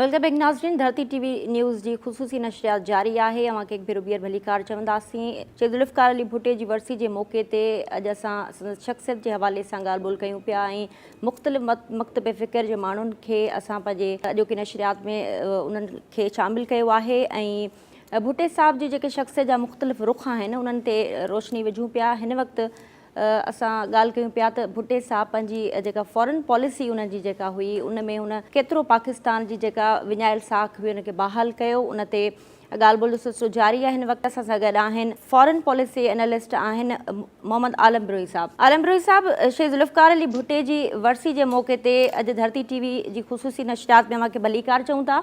पुछणु चाहींदासीं त शहीद ज़ुल्फ़िकार अली भुट्टो जॾहिं परॾेही वज़ीर हो ऐं उनखां पोइ जॾहिं हू वज़ीर आज़म थियो त तव्हां ओवरऑल मजमूई तौर ते भुट्टे साहिब जी परॾेही पॉलिसी खे कीअं ॾिठो ऐं जॾहिं पाकिस्तान टुटो त उनखां पोइ जेका विञायल साख हुई पाकिस्तान जी उनखे ॿीहर बहाल करण लाइ भुट्टे साहिब जेके इनिशिएटिव वरिता उनखे अव्हां कीअं ॾिठो? भुट्टे साहिब जो जेको फॉरेन पॉलिसी आहे या उनजो जेको foreign ministry of foreign affairs सां उन्हनि जो जेको वास्तो रहियो एज़ अ फॉरेन मिनिस्टर ऐं वरी जेको आहे एज़ अ प्राइम मिनिस्टर उनखे असां ॿिनि हिसनि में जेकॾहिं तक़सीम कयूं त असांखे सम्झण में सवलाई थींदी। जी, पहिरीं ॻाल्हि आहे त वज़ीर आज़म थियण खां अॻु में या गवर्नमेंट छॾण खां अॻु में जॾहिं भुट्टो साहिब फॉरेन मिनिस्टर हुयो त भुट्टो साहिब जी इहा कोशिशि हुई त पाकिस्तान जेको आहे सो मल्टीलेटरल जेके एग्रीमेंट्स आहिनि जेके अमेरिका जे तरफ़ां कम्युनिज़म जे ख़िलाफ़ आहिनि उन्हनि में पाकिस्तान जेको आहे सो पहिरीं अपॉर्चुनिटी पहिरियों मौक़ो उनखे मिलंदे उन्हनि खां निकिरणु घुरिजे। पाकिस्तान जे मुफ़ाद में न आहे त अहिड़े जेको आहे सो अहिड़े क़िस्म जे एग्रीमेंट्स में शामिलु थियो। उन में सेंटो हुयो, उन में सीटो हुयो ऐं भुट्टे साहिब जो इहो कमाल आहे त फॉरेन मिनिस्टर थियण सां ई दिसंबर 1962 में जेको आहे सो भुट्टो साहिब मॉस्को जो दौरो कई ऐं मॉस्को वञण में जेको आहे सो भुट्टे साहिब खे हालांकि गवर्नमेंट जी एतिरी सपोर्ट न हुई पर उन्हनि जे बावजूदि उन वक़्तु फॉरेन मिनिस्टर न हुया। भुट्टो साहिब जेको आहे सो मिनिस्टर ऑफ पेट्रोलियम हुयो ऐं नेचुरल रिसोर्सिस हुयो। भुट्टो साहिब उते वियो, न सिर्फ़ु इहो आहे त रूसनि सां हिकिड़ो एग्रीमेंट साइन करे आयो जंहिंमें $60 मिलियन जेको आहे सो रूसनि ख़र्च करे हिते असांजे मुल्क में तेल ऐं गैस ॻोल्हण जो जेको आहे प्रोजेक्ट शुरू कयो। तेल त कोन मिलियो पर उन में सुई गैस वारो जेको असांजो गैस जो आहे मामिलो उहो जेको आहे सो हल थी वियो ऐं भुट्टे साहिब जो इहो कमाल आहे त इहो पहिरियों जेको आहे सो कॉन्टेक्ट हुयो रशियन सां ऐं भुट्टे साहिब जेको आहे सो इन खां तंहिंजे करे भुट्टे साहिब खां अमेरिकन ख़ुशि न हुया। भुट्टे साहिब वरी ॿियो जेको कमाल हुयो इहो हुयो त मल्टीलेटरलिज़म खे छॾियो ऐं जेको आहे सो बाईलेटरलिज़म ते अचो, यानी बाईलेटरल ॿिनि मुल्कनि जे विच में जेके तालुकात आहिनि उन्हनि खे तव्हां जेको आहे सो ॿिए मुल्क खां धार रखी उन्हनि सां बाइलेटरल लेवल ते तालुकात वधायो। अहिड़े नमूने सां भुट्टे साहब जो जेको आहे डायरेक्शन फॉरेन पॉलिसी जो चेंज की टुवर्ड्स चाइना। ऐं असां बिल्कुलु चई सघूं था त भुट्टे साहब जो इहो कमाल हुयो। चाइना सां जेके हिन वक़्तु तालुकात आहिनि उन्हनि जो स्टार्ट, उन्हनि जो शुरूआत जेको आहे भुट्टे साहब कयो। हाणे अचो त भुट्टे साहब जो जेको आहे ॿियो दौर हुयो, यानी प्राइम मिनिस्टर थियण खां बाद पाकिस्तान जॾहिं अधु थी वियो, पाकिस्तान बाक़ी जो बचियल नंढो टुकड़ो हुयो, बगाला तां वॾो हुयो, उन में जॾहिं प्राइम मिनिस्टर थियो या सदर थियो त भुट्टे साहब जेको आहे सो इन जो कमाल इहो आहे त जंग में पाकिस्तान खे शिकस्त आई, Pakistan was humiliated, Pakistan was defeated, Pakistan जो कॉन्फिडेंस बिल्कुलु टुटल हुयो। हिते कंहिं माण्हूअ खे जेको आहे सो इहो एतबार न हुयो त इहो मुल्क रहंदो या न रहंदो। भुट्टो साहब जेको आहे हिते टेक ओवर की, न सिर्फ़ु मुल्क जो जेको आहे सो कॉन्फिडेंस बहाल की, बल्कि उन जे इज़त ऐं प्रेस्टिज जेको आहे सो दुनिया में बहाल की। ॿी मदे जी ॻाल्हि इहा आहे त भुट्टो साहब हितां न्यू दिल्ली हले वियो, पोस्ट वार जेके इशूज़ इंडिया ऐं पाकिस्तान जे विच में थिया उन्हनि खे हल करण जे लाइ। ऐं भुट्टो साहब हितां जेको आहे हथे ख़ाली वियो। भला हिकिड़ो मुल्क जेको शिकस्त खाधल हुजे, हिकिड़ो मुल्क जेको ह्यूमिलेटेड हुजे, हिकिड़ो मुल्क जंहिंजा जेको आहे सो 93 माण्हू, उन में 34-35 फ़ौजी ऐं ॿिया सिविलियन सभु गिरफ़्तार थिया हुजनि, कैदी थिया हुजनि, उन माण्हूअ जो जेको आहे सो उन वटि छा कहिड़ा पता हूंदा। उन जे बावजूदि भुट्टो साहब वियो ऐं जेको आहे सो इंदिरा गांधी खे फेस कई। हाणे इंदिरा गांधी खे फेस करण जे लाइ भुट्टो साहब डिडंट फेस हिम as a leader of the defeated country or humiliated country, बल्कि भुट्टो साहब उनखे जेको आहे सो हिकिड़े मुल्क जे यानी हिकिड़ो जेको आहे सो vibrant nation, resilient nation, proud nation जे रिप्रेजेंटेटिव तौरु उनखे फेस कई। ऐं भुट्टे साहब जो कमाल आहे त ख़ाली हथे वियो ऐं हथ भरे मोटी आयो। अञा ताईं जेको आहे सो एक्सपीरियंस डिप्लोमेट्स इन ॻाल्हि जे हैरान आहिनि त भुट्टो साहब जेको आहे सो इंदिरा गांधी जहिड़े रिज़ोल्यूट, अनयील्डिंग ऐं रूथलेस लीडर हुई, उन खां इहे सभु कंसेशन्स कीअं वरितई। उन में कश्मीर LOC जो मामिलो हुयो, उन में असांजा कैदी जी वापसीअ जा हुया, उन में सियालकोट पंजाब ऐं सिंध में जेके ज़मीननि ते असांजो इंडियन कब्ज़ो करे चुको आहे उहे ज़मीननि खे वापसि वठण जो हो। इन में घणियूं शयूं हुयूं जेको भुट्टो साहब उन्हनि को वापसि वठी आयो। बिरोही साहब, जेका भुट्टो साहब जी फॉरेन पॉलिसी में जीअं तव्हां चयो त जेको हुन मुल्क जी प्रेस्टीज जेका आहे, जेका साख जंग में हाराइण जे करे ख़राब थी आलम पूरी दुनिया जे अंदरि, उन्हनि प्रेस्टीज जी बहाली लाइ जेके क़दम खया उनमें इस्लामिक समिट खे केतिरी अहमियत ॾियो था? ॾिसो न साईं, तव्हांखे यादि हूंदो त तव्हांखे यादि हुजे न हुजे, पर बहरहाल मूंखे क्लियरली यादि आहे भुट्टो साहब टेक ओवर करण खां अॻु में जेके 22 मुल्क हुआ इस्लामी ममालिक, उन्हनि जो दौरो कयईं। ॾींहं में 2-2, 3 मुल्क जो दौरो बि कंदो रहियो। मूंखे जेको आहे सो अल्जेरियन एम्बेसडर असां अफ्रीका में गॾु हुयासीं, उन ॿुधायो रशीद नालो हुउसि। उन ॿुधायो त पहिरियों दफ़ो भुट्टो साहब जॾहिं उते तकरीर कई त असांजो प्रेसिडेंट बोमदीन जेको आहे सो हिकिड़े पासे ते वेठो हुजे, पासो बि कोन बतलाई। भुट्टो साहब अधु मुनो कलाक तकरीर कई ऐं उनखे जेको आहे सो अटेंटिवली ॿुधंदो रहियो। ऐं उन मूंखे ॿुधायो त इहो पहिरियों ॾींहुं हुयो जॾहिं भुट्टो साहब सिक्योरिटी काउंसिल में तकरीर कयईं ऐं उते इहे लफ़्ज़ इस्तेमालु कयईं त हे फैशन हाउस थी चुको आहे। त उन वक़्तु यानी एवरी अल्जेरिया में को अहिड़ो माण्हू न हुयो जेको ताड़ियूं न वॼायो हुजे, इन ॻाल्हि ते ख़ुशि न थियो हुजे। ऐं वरी ॿुधाईं त अहिड़ो को घर न हुयो जिथे डिनर जे लाइ जेको आहे सो बाहि ॿरी हुजे या जेको आहे चुल्हो ॿरियो हुजे जंहिं ॾींहुं भुट्टे साहब खे फांसी ॾिनऊं। भुट्टो साहब was very popular among the Muslim leaders, हुन में कोई शक न आहे। रूस सां तालुकात जी ॻाल्हि कई, अमेरिका सां भुट्टे साहब जा तालुकात छो सुठा न रहिया? पहिरीं ॻाल्हि त शायदि भुट्टो साहब जेको आहे सो हुननि इन ॻाल्हि खे महसूसु करे विया त भुट्टो साहब आइडियोलॉजिकली जेको आहे सो लेफ्टिस्ट आहे ऐं हुनजो रुझान लेफ्टिस्ट कंट्रीज़ ते वधीक आहे, पहिरीं ॻाल्हि। ऐं भुट्टे साहब में बि इहा ॻाल्हि हुई त हो जॾहिं नेशनल इंट्रस्ट जी ॻाल्हि हूंदी त हो जेको आहे सो इन मामले में जेको आहे सो कॾहिं बि कंसेशन कोन ॾींदो हो या चुप करे न वेहंदो। मिसाल मां तव्हांखे ॾियां त जॾहिं 65 जी जंग खां बाद ताशकंद में मुज़ाकरात हलनि पिया त भुट्टो साहब नाराज़ हुयो त ताशकंद जो अजीब एग्रीमेंट आहे प्रेसिडेंट साहब तव्हां उन ते जेको आहे सो एग्री कयो आहे, जंहिंमें 65 जो वार कश्मीर ते थियो, जंहिंजो कश्मीर इन एग्रीमेंट में कश्मीर जो ज़िक्र ई कोन्हे। पोइ जेको आहे सो इक़बाल आख़ून साहब पंहिंजे मेमोर्स में लिखे थो त भुट्टे साहब खे उहो अवॉइड कंदो रहियो प्रेसिडेंट। जॾहिं राति जो चई 3 बजे या 4 बजे सुबुह जो मूंखे इतला मिली वियो त जेको आहे सो प्राइम मिनिस्टर शास्त्री गुज़ारे वियो आहे। चई मां भुट्टे साहब खे जेको आहे सो निंड में उथारे ॿुधायोमांसि त द डेविल हैज़ डाइड। त भुट्टे साहब फौरन जवाब ॾिनो त who's ours are their devil has died. मां चयोमांसि देयर्स। सो इहा ॻाल्हि हुई त भुट्टे साहब जी कावड़ जी इंतिहा हुई अयूब खान ते, जो हुनखे यानी एक्सटेम्पोर जेको आहे सो हुनजे वात ते अचे वियो त whose devil has died ours or theirs. So Bhutto साहब कॾहिं बि पाकिस्तान जे नेशनल इंट्रस्ट ते कंप्रोमाइज़ न कंदो। अमेरिकन्स खे इहा ख़बर हुई ऐं अमेरिकन सां 2-3 इनकाउंटर्स हुनजा अहिड़ा थिया हुआ जंहिंजे करे हो। बाक़ी रही ॻाल्हि उहे इनकाउंटर्स कहिड़ा थिया? अॼु भुट्टे जो ॾींहुं आहे, अॼु ज़ुल्फ़िकार अली भुट्टे साहब जो ॾींहुं आहे। उहे इनकाउंटर्स बि अॼु नाज़रीन खे ॿुधायो, छाकाणि त काफ़ी पुराणियूं ॻाल्हियूं आहिनि, यूथ जनरेशन ॿुधणु चाहींदी अॼु। साईं हाणे उन में मूंखे जेको आहे सो इनकाउंटर्स जी उन में छा ॻाल्हि कयो, पर हिकिड़ी ॻाल्हि ॿुधायांव त यानी निक्सन पंहिंजे मेमोर्स में लिखे थो त मां मिडल ईस्ट या मुस्लिम कंट्रीज़ में वेंदो हुउमि दौरे ते कंहिं ॾे, त उहे लीडर तयारी करे वेंदा त डॉक्टर हेनरी किसिंजर थो अचे, हुन सां ॻाल्हियूं करियूं त तयारी कंदा, रटींदा ऐं तमामु घणो मटीरियल पढ़ंदा हुआ या तयारी करे वठंदा हुआ।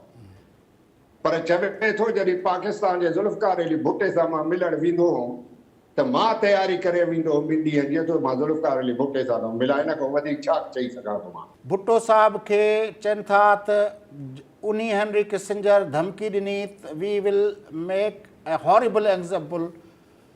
उहो हेनरी किसिंजर जेको भुट्टे सां गॾु दौरो करे थो, खुफ़िया मिशन ते चीन वञे थो पियो, छा सबबु हुया? छो अमेरिकन्स एॾो भुट्टे सां हुया जो उनखे हॉरिबल एग्ज़ाम्पल पिया बणाइनि? ॻाल्हि इहा आहे त अमेरिकन्स कॾहिं न पिया चाहिनि त कंहिं बि मुस्लमान मुल्क जे, इहे न आहे त पाकिस्तान, कंहिं बि मुस्लमान मुल्क वटि जेको आहे सो न्यूक्लियर डेटरेंस जेके या न्यूक्लियर हथियार न हुजनि। कंहिं बि इस्लामी मुल्क ॾे, कंहिं बि इस्लामी मुल्क, हिन में पाकिस्तान न आहे, चाहे ईरान हुजे, सऊदी हुजे, चाहे इजिप्ट हुजे, किथे बि। पहिरीं ॻाल्हि त इहा, पाकिस्तान में भुट्टे साहब इहो प्रोग्राम शुरू कयो ऐं जेको आहे सो फ्रांस को न्यूक्लियर रिएक्टर बि वठण जे लाइ जेको आहे सो ऑर्डर ॾिनई, पैसा बि ॾिनई।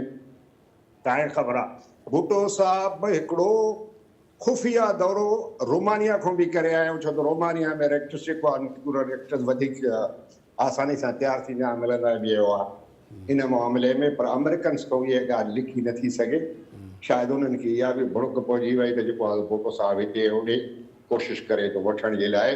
फ्रांस ते त उन्हनि जेको आहे सो ज़ोर विधो त फ्रांस जेको आहे सो इन ॻाल्हि खां पुठिते हटिजी वियो। पहिरीं ॻाल्हि इहा आहे त भुट्टो साहब प्रोग्राम खे हलाईंदो रहियो, अमेरिकन्स खे जेको आहे सो अमेरिकन जे प्रेशर में न आयो। हाणे इहो बि जेको आहे सो चवनि था भुट्टो साहब जेको आहे सो जॾहिं हेनरी किसिंजर आयो, इट वॉज 76, सो इन में आयो वञे, अॻिते पियो वञे जेको आहे सो ईरान, पर पहिरियों स्टॉप ओवर हिते हुयुसि। आयो त जेको आहे सो गवर्नर हाउस लाहौर में जेको आहे सो हुन तकरीर कई ऐं भुट्टे साहब खे चयईं त जेको आहे सो हिन प्रोग्राम खे तव्हां छॾियो, otherwise U will be made horrible example out of U. हाणे इहो जेको आहे सो भुट्टे साहब जो जेको आहे सो जंहिं बायोग्राफी लिखियो आहे स्टैनली वोल्कर, उन बि ज़िक्र कयो आहे, पर उन में हिकिड़ी ॿी ॻाल्हि हुन कयो आहे त भुट्टो साहब जेको आहे सो जेको थियो उन्हनि जे विच में एक्सचेंज, उन खां बाद जॾहिं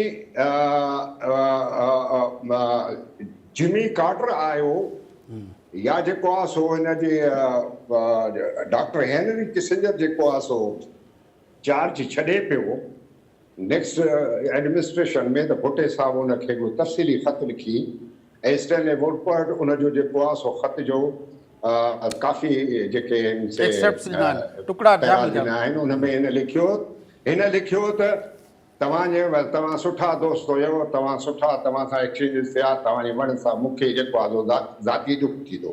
हाणे इहे ॿ ॻाल्हियूं, या त भुट्टो साहब या त हो जेको एक्सचेंज चवनि था हिननि जे विच में थियो, हॉट लफ़्ज़ इस्तेमालु थिया ऐं हेनरी किसिंजर भुट्टे साहब खे चयो त we shall make example, horrible example out of U, या त उहो थियो न हो।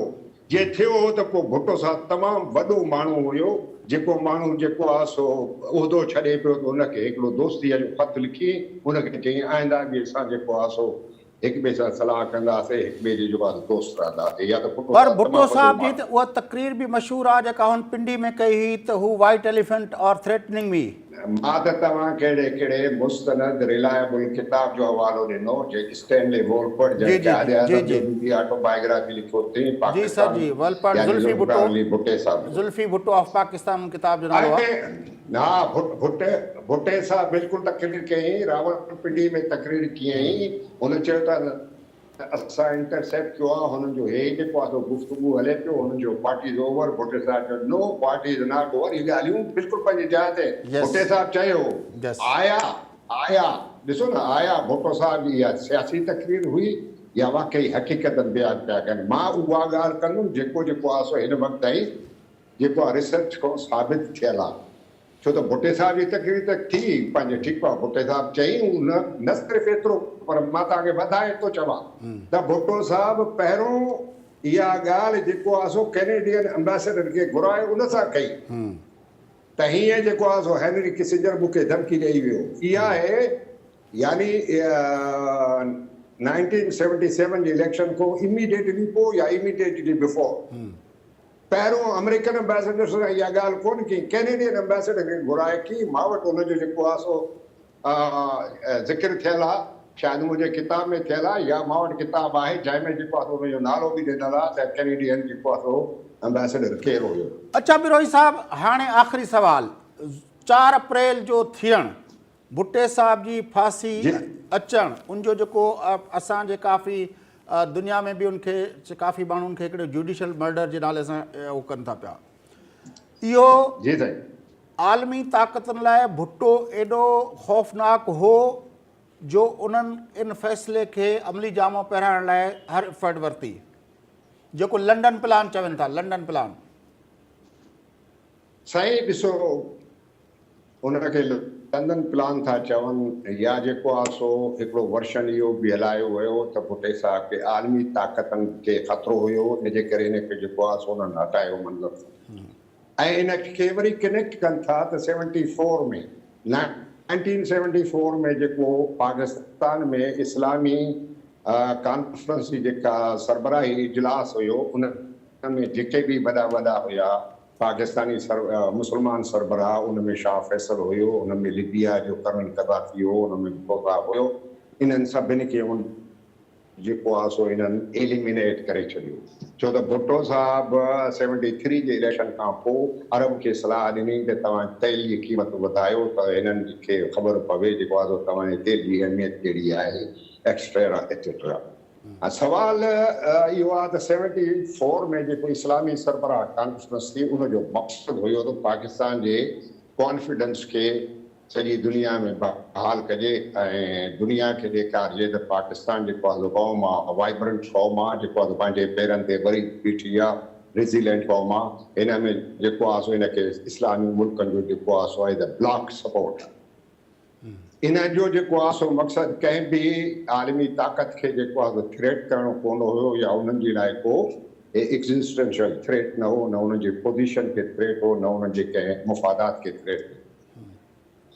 ऐं हाणे जेको आहे सो भुट्टे साहब हिकिड़े ग़रीब मुल्क जो हुआ, मां ॿुधायां साफ़ असांखे खणणु खपे, पाकिस्तान जो जेको आहे सो सरबराह हुयो, भुट्टे साहब में ज़ाती ख़ूबियूं ॾाढियूं हुयूं ऐं जेको आहे सो थर्ड वर्ल्ड कंट्रीज़ खे जेको आहे हिकिड़े प्लेटफॉर्म ते आणण जी हिन वॾी कोशिशि कई, मुस्लिम ब्लॉक खे मज़बूत करण जे लाइ हिन वॾी कोशिशि कई, हिन में को शक न आहे। पर हाणे एतिरो वॾो हुए जेको आहे सो उन्हनि खे थ्रेट पाण खे साबित न कयईं जो आलमी ताक़तूं गॾिजी हिन खे जेको आहे सो फांसी ते चाढ़नि। ॿियो वर्शन जेको आहे सो जेको मूंखे वधीक यानी उहो थो लॻे त ज़ियाउल खे जेको आहे सो प्लानिंग सां हुननि आंदो, पर भुट्टे साहब जेका वधंदड़ पॉपुलरिटी हुई यानी मार्शल लॉ खां पोइ, त इहो हिकिड़ो थ्रेट हुयो त अमेरिका सां हिकिड़े जनरल खे जेको आहे सो आंदो आहे, कंहिं उन्हनि खे CI जी रिपोर्ट हुई त जेको आहे सो अफ़गानिस्तान में अॼु या सुभाणे जेको आहे सो रशियन फ़ौजूं ज़रूरु अफ़गानिस्तान में वेंदियूं ऐं अफ़गानिस्तान उन खां वधीक कोशिशि करे जेको आहे सो अरबियन समुंड जो जेको वार्म वाटर्स आहे उन तक पहुचण जी कोशिशि कई। इहे उन्हनि खे रिपोर्टूं ऑलरेडी हुयूं, इहो जेको आहे इंटेलिजेंस रिपोर्ट उन्हनि वटि हुयो, इन जे करे प्लानिंग सां हुननि हिन खे जेको आहे सो ज़ियाउल खे आंदो। हिननि सम्झो त हाणे हिन जी पॉपुलरिटी ख़तमु थी वेंदी once he is out of power, पर भुट्टे साहब जी जेका वधंदड़ जेका पॉपुलरिटी हुई उहो ख़ुदि भुट्टे साहब जी जान जी दुश्मन थी। हाणे हुन में छा हुयो त भुट्टो साहब या ज़ियाउल इलेक्शन कराया त भुट्टे साहब जी पार्टी वरी खटिया, भुट्टो साहब वरी पावर में अचिया त छॾे कोन हा, जिन जनरल ज़ियाउल न उन सां गॾु ॿिया हुया। सो इन जे करे अमेरिकन सो इहो हिननि खे जेकॾहिं एक्टिव सपोर्ट न हो त उन्हनि खे टैसिट सपोर्ट ज़रूरु हुयो, मतिलबु they were looking the other way around त तव्हां जेको कुझु कयो असांखे नज़र कुझु नथो अचे। वॾी महिरबानी, उन्हनि ते वॾी महिरबानी बिरोही साहब, तव्हां असांखे जॉइन कयो। नाज़रीन, मोहम्मद आलम बिरोही साहब पाकिस्तान जा अॻूणा सफ़ीर, मारूफ़ फॉरेन पॉलिसी एनालिस्ट सां गॾु आहे, ऐं यकीनी तौर ते जेका हुननि जी ॻाल्हि हुई त 74 में जेका कॉन्फ्रेंस थी इस्लामी सरबराही कॉन्फ्रेंस, उहो सबबु हुयो, या पाकिस्तान जो एटमी प्रोग्राम जेको उहो सबबु हुयो, जेका हेनरी किसिंजर जी धमकी जी ॻाल्हि कई वञे थी, या जेका अमेरिकन CI खे इहा रिपोर्ट हुई त भई सोवियत फोर्सिस ईंदियूं ऐं उनखां पोइ जेकॾहिं पाकिस्तान जे अंदरि हुननि जो ॻेझू ऐं हुननि जो पठू जेकॾहिं को हुकुमरान न हूंदो, जेको ज़ाहिर आहे ज़ुल्फ़िकार अली भुट्टो न हुयो। ऐं जीअं बिरोही साहब ॿुधायो पिए त हुन पंहिंजे शुरू खां वठी जॾहिं हू वज़ीर ख़ारजा हो अयूब जे ॾींहंनि में, तॾहिं बि हुन जेको आहे सेंटो सीटो उन्हनि मां निकिरण जी ॻाल्हि कई हुई। अहिड़े क़िस्म जो माण्हू जॾहिं इक़्तिदार ते हूंदो हो त पोइ उहे इंट्रस्ट जेके आहिनि उहे सर्व न थी सघंदा। साहब ॻाल्हि ॿोल सिलसिले खे जारी रखंदासीं। हिते वक़्तु थियो आहे न्यूज़ ब्रेक जो। न्यूज़ ब्रेक खां पोइ ॿीहर ट्रांसमिशन सिलसिलो जारी रखंदासीं। असां सां गॾु रहिजो।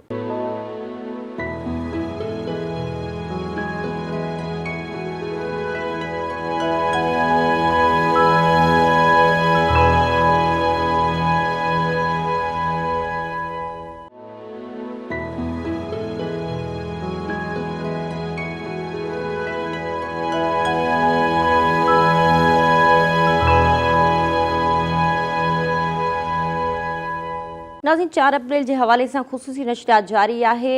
शहीद ज़ुल्फ़िकार अली भुट्टो जी वरसी जे मौक़े ते संदसि शख़्सियत जे मुख़्तलिफ़ पहलुअनि ते ॻाल्हि ॿोल कंदासीं, पर ट्रांसमिशन जे हिन हिसे में असां ज़िक्र कंदासीं ज़ुल्फ़िकार अली भुट्टे साहब जेके पंहिंजे दौरे हुकुमरानी में जेके इक़्तिसादी जेके रिफॉर्म्स लाथा आंदा ऐं उन में मुल्क खे जेतिरो सघारो बणायो, उन केतिरो असरु छॾियो मुल्क जी सियासत ते, उन ते ॻाल्हि ॿोल कंदासीं। असांखे वीडियो लिंक ते जॉइन कयो आहे इक़्तिसादी माहिर जनाब कैसर बंगाली साहब। डॉक्टर साहब, भुट्टो दौर के अंदर पाकिस्तान की इक़्तिसादियात के हवाले से बहुत सारी चेंजेस लाई गई। आप अगर उसको थोड़ा हमारे नाज़रीन के लिए आज 4 अप्रैल के कॉन्टेक्स्ट में उसको थोड़ा एलाबोरेट करें कि भुट्टो दौर की जो इकोनॉमिक रिफॉर्म्स थी और वो जो इकोनॉमी का डायरेक्शन था उसको किस तरह आप एनालाइज करेंगे? जी, भुट्टो शहीद का दौर जो है वो पाकिस्तान बनने के बाद सबसे अहम दौर है। सबसे पहले जो नेशनलाइजेशन का इशू है जिस पे बहुत सारी बातें की जाती है, लेकिन मेरा अपना तज्जिया ये है कि नेशनलाइजेशन ने पाकिस्तान की मईशत को बचा दिया। जब पाकिस्तान टूटा था 1971 में, जंग हारे थे हम, उस वक्त मईशत की हालत बहुत ख़राब थी और मईशत निजी शोबे के हाथ में थी। उन्होंने अपने पैसे लेके बाहर चले जाने थे और पाकिस्तान की मईशत बिल्कुल डूब जाती। वो जो महबूब लक साहब ने 22 खानदानों का जिक्र किया था। जी, तो मुझे मेरे जहन में एक सवाल था बहुत अरसे से कि पाकिस्तान जंग हारने के बाद, मुल्क टूटने के बाद मईशत क्यों नहीं बैठ गई। اور جواب میرا یہ ہے اس پہ کہ نیشنلائزیشن نے معیشت کو بچا لیا چونکہ سرمایہ باہر جانے سے روک لیا، اور جو مزید جو وسائل تھے اس وقت پاکستان کے، اور یہ بڑی اہم بات ہے کہ ہم ہمیشہ آج کل بجٹ کے خسارے کو روتے ہیں، لیکن شہید بھٹو کے حکومت کے پہلے سال میں بجٹ جو ہے وہ سرپلس میں تھا، خسارہ نہیں تھا، سرپلس میں، اور جو سرپلس پیسے تھے اس حکومت نے ترقی کے پروجیکٹس پہ لگایا، اور بہت بڑے بڑے پروجیکٹس اس وقت میں بنائے گئے، جس میں اسٹیل مل ہے، پورٹ قاسم ہے، heavy electrical complex, heavy mechanical complex, Indus highway, جس نے پاکستان کی معاشی جغرافیہ بدل دی، اور آج بھی وہ پروجیکٹس پاکستان کی معیشت کو سہارا دے رہے ہیں۔ یہ اور بات ہے کہ اسٹیل مل مشکل میں ہے کافی سالوں سے، لیکن یہ جنرل ضیاء الحق کے حکومت میں جو اقدامات لیے گئے اس کے نتیجے میں مشکل سے جتنی پبلک انٹرپرائزز تھی وہ 1977-78 تک منافع میں چل رہی تھی اور کامیاب چل رہی تھی۔ جنرل ضیاء الحق نے ساری انڈسٹریز کو تباہ کیا اور اب تک ہم اسے کام نہیں پائے ہیں۔ جو عوام کے حوالے سے نمایاں بات ہے شہید ذوالفقار علی بھٹو کا، 1971 تک جو ہے غربت میں جو شرح ہے وہ بڑھتی چلی جا رہی تھی۔ ایوب خان کا ترقی کا دور تھا، لیکن اس دور میں غربت بڑھی ہے، ناہمواری بڑھی ہے۔ پہلی دفعہ پاکستان کی تاریخ میں شہید بھٹو کے دور میں بے روزگاری بھی کم ہوئی اور غربت کی شرح بھی کم ہوئی۔ یہ سارے سرکاری اعداد و شمار ہے، یہ اپنی طرف سے میں نہیں بتا رہا۔ تو یہ شہید بھٹو کی جو معاشی پالیسیز تھی وہ ملک کی معیشت کو بھی مضبوط کیا اور عوام کے گھریلو معیشت کو بھی مضبوط کیا۔ اچھا ڈاکٹر صاحب، یہ جو اپنا پاسپورٹ عام ہوا، اسلامی سربراہی کانفرنس ہوئی، اس کے بعد یہ لاکھوں کی تعداد میں لوگ ان اسکلڈ لیبر مڈل ایسٹ چلی گئی اور وہاں سے جو ہے ان لوگوں نے زر مبادلہ کما کے بھیجنا شروع کیا، اور کہا جاتا ہے کہ آج بھی پاکستان کی معیشت جو چل رہی ہے اس میں ریمیٹنسز کا بہت بڑا حصہ ہے۔ 22-23 ارب ڈالر کے قریب، 23-24 ارب ڈالر کے قریب پاکستان کی ریمیٹنسز آ رہی ہے۔ اس بات کو آپ کس طرح انالائز کریں گے؟ دیکھیں، شہید بھٹو کے کئی اقدامات تھے جو بنیاد رکھنے کے برابر تھے، لیکن جس کا فائدہ آنے والی حکومت نے اٹھایا۔ اسٹیل مل کی بنیاد 1974 میں رکھی گئی جب شہید بھٹو کی حکومت تھی، اور یہ اسٹیل مل پروڈکشن دینے لگا 1984 میں جب ضیاء الحق کی حکومت تھی، اور اس کا فائدہ جو ہے ضیاء الحق کی حکومت نے اٹھایا۔ اسی طرح پاسپورٹ کو عام کرنا اور راستہ ہموار کرنا پاکستان کے مزدوروں کو مشرق وسطیٰ جانے کا، یہ شہید بھٹو کی حکومت کی دور اندیشی تھی کہ جو تبدیلی مشرق وسطیٰ میں ہو رہی تھی تیل کی قیمت کے حوالے سے، اس کا کیسے ہم فائدہ اٹھائیں۔ فوراً فائدہ نہیں تھا، اور یہ واضح ہوتا ہے کہ جو راستہ ہموار کیا گیا ہمارے مزدوروں کو وہاں جانے کا، وہ 1973-74 میں کیا گیا، لیکن جو ریمیٹنس ہمیں آنے لگے، جو وہاں مزدور ہمیں پیسہ بھیجنے لگے اپنے گھروں کو، وہ 1978 میں شروع ہوتا ہے۔ اس کا فائدہ بھی جنرل ضیاء الحق نے اٹھایا، لیکن یہ دونوں چیزیں دوسری چیزوں کے علاوہ تھی، بنیاد شہید بھٹو کی حکومت نے رکھی۔ اچھا، بھٹو دور میں جو پاکستان کی زرعی معیشت کو سہارا دینے کے لیے یہ جو اپنا پاک سعودی، پاک عرب اور پاک چائنا، یہ جو یوریا کی فرٹیلائزرز کی جو اپنا لگے کارخانے لگے، اس کا کیا امپیکٹ ہے؟ کیونکہ وہ تو جس طرح بتا رہے ہیں ان میں سے پاک سعودی اور پاک عرب نے تو 1980 میں کام کرنا شروع کیا، لیکن ان کی بنیاد تو بھٹو دور میں رکھی گئی تھی۔ دیکھیں، شہید بھٹو ایک قوم پرست لیڈر تھے، وہ غیر ملکیوں پہ انحصار نہیں کرتے تھے۔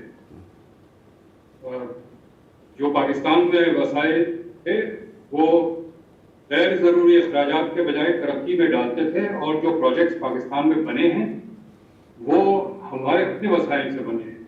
ان کا انحصار نہ چین پہ تھا، نہ سعودی عرب پہ تھا، نہ کویت پہ تھا، جو آج بن گیا ہے کہ ہم بھیک مانگتے ہیں ہر دوسرے تیسرے ملک سے.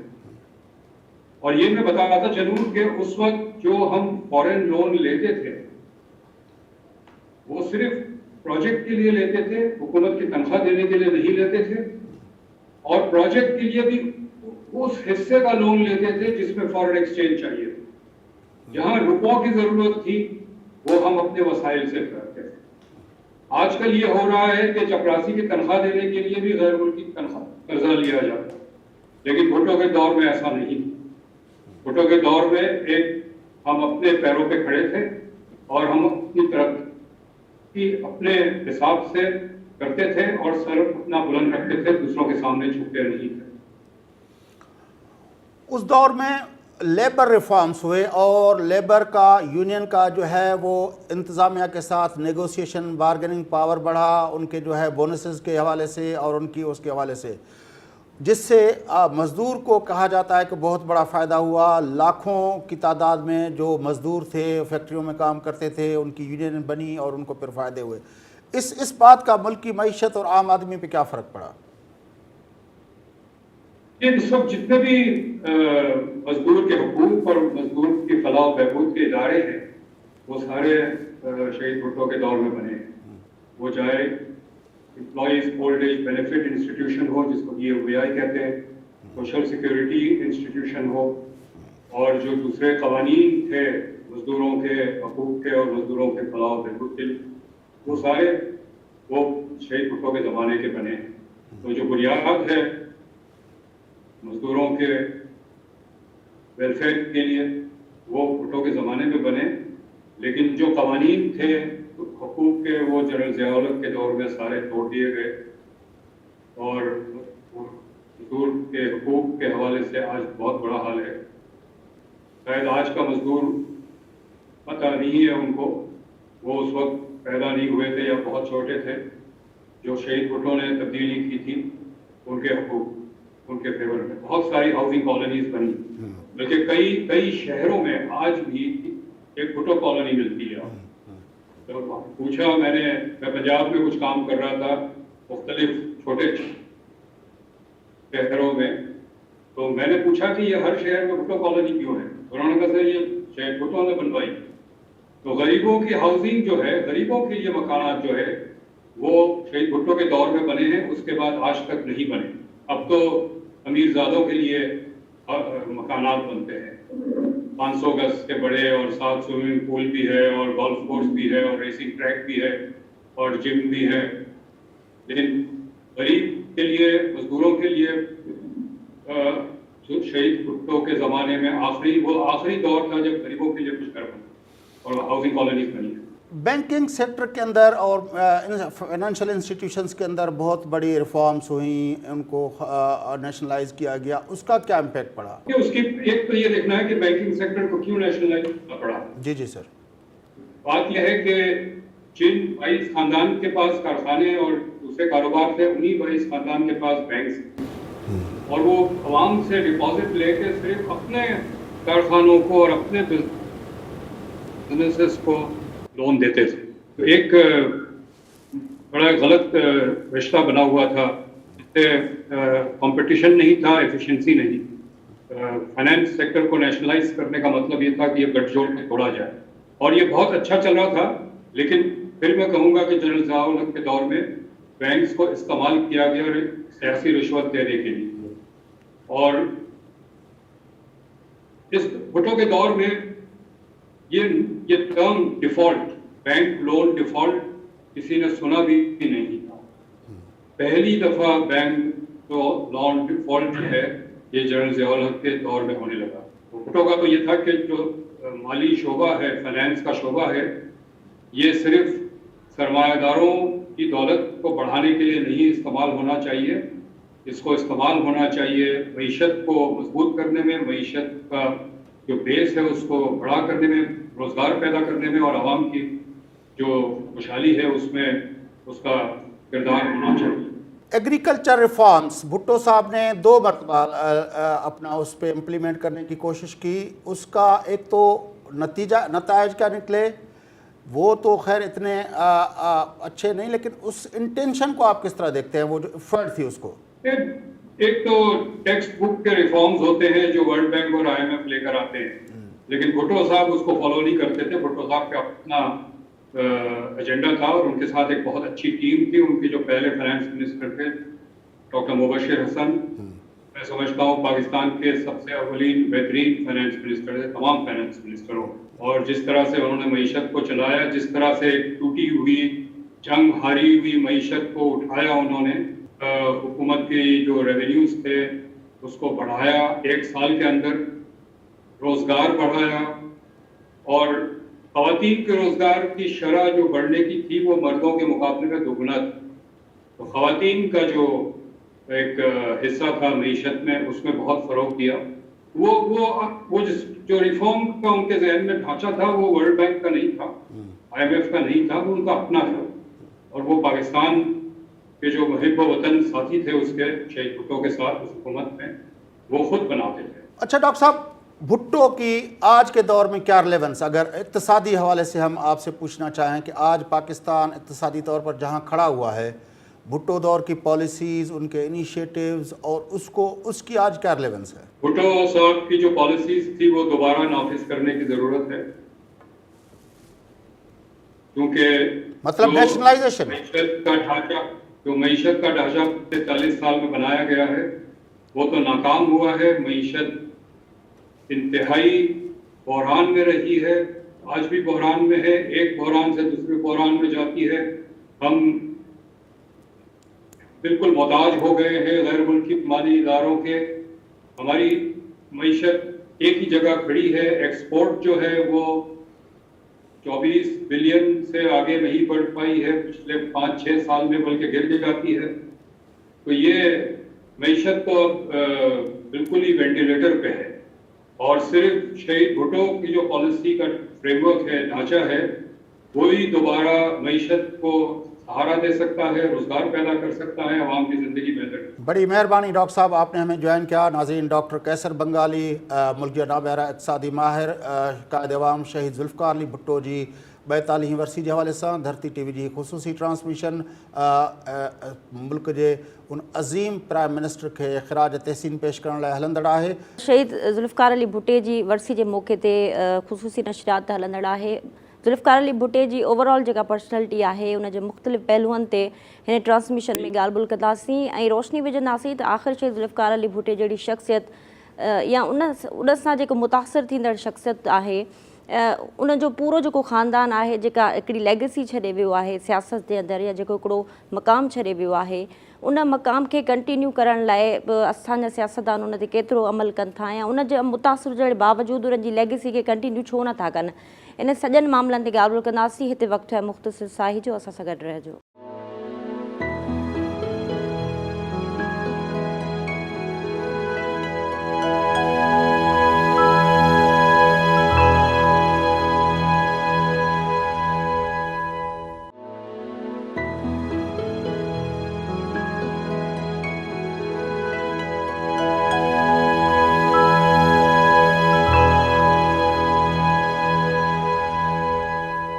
नाज़रीन, ख़ुसूसी नशरात जो सिलसिलो जारी है. भुट्टे साहब की ज़िंदगी, उन जी सियासत ऐं मुख़्तलिफ़ पहलुओं ते ॻाल्हि ॿोल जो सिलसिलो जारी है.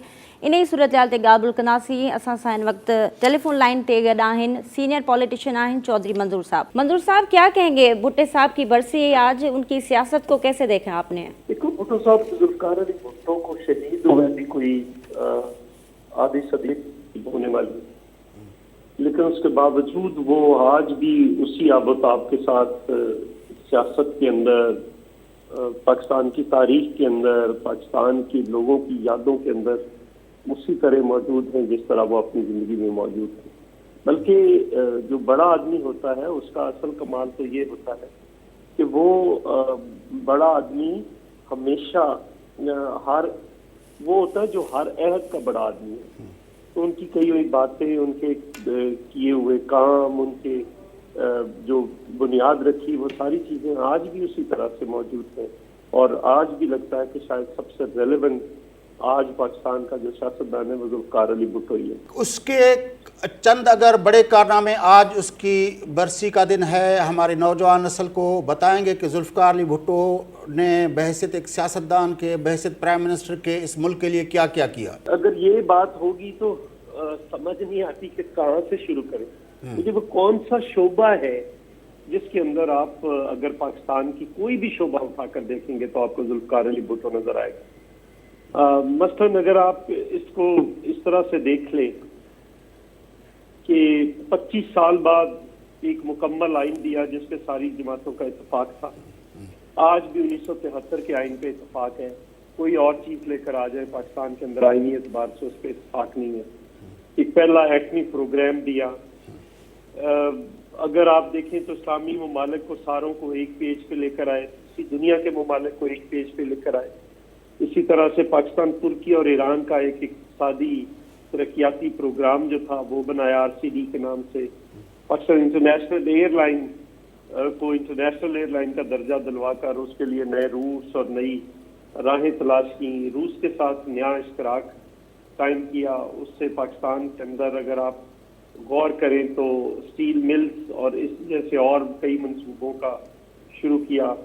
اگر آپ دیکھیں Taxila heavy complex, Taxila mechanical complex, Taxila electrical complex, سارے یہ ایسی چیزیں ہیں جو بنیادی طور پر اسٹیل مل سے لے کر یہ جو انڈسٹری کی ماں کہلاتی ہیں، جن کے اندر سے انڈسٹری پیدا ہوتی ہے.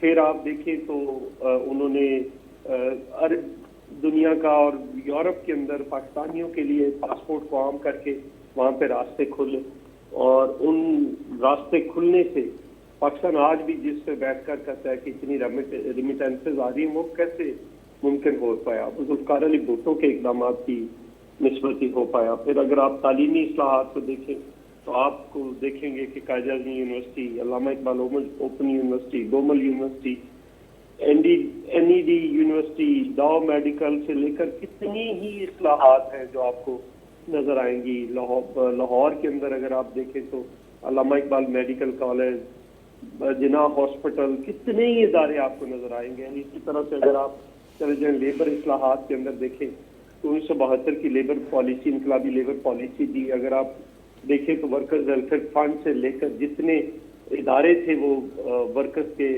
عالمی تنظیم کے اندر، ILO کے اندر پاکستان کا ایک بڑا نام تھا اس وقت.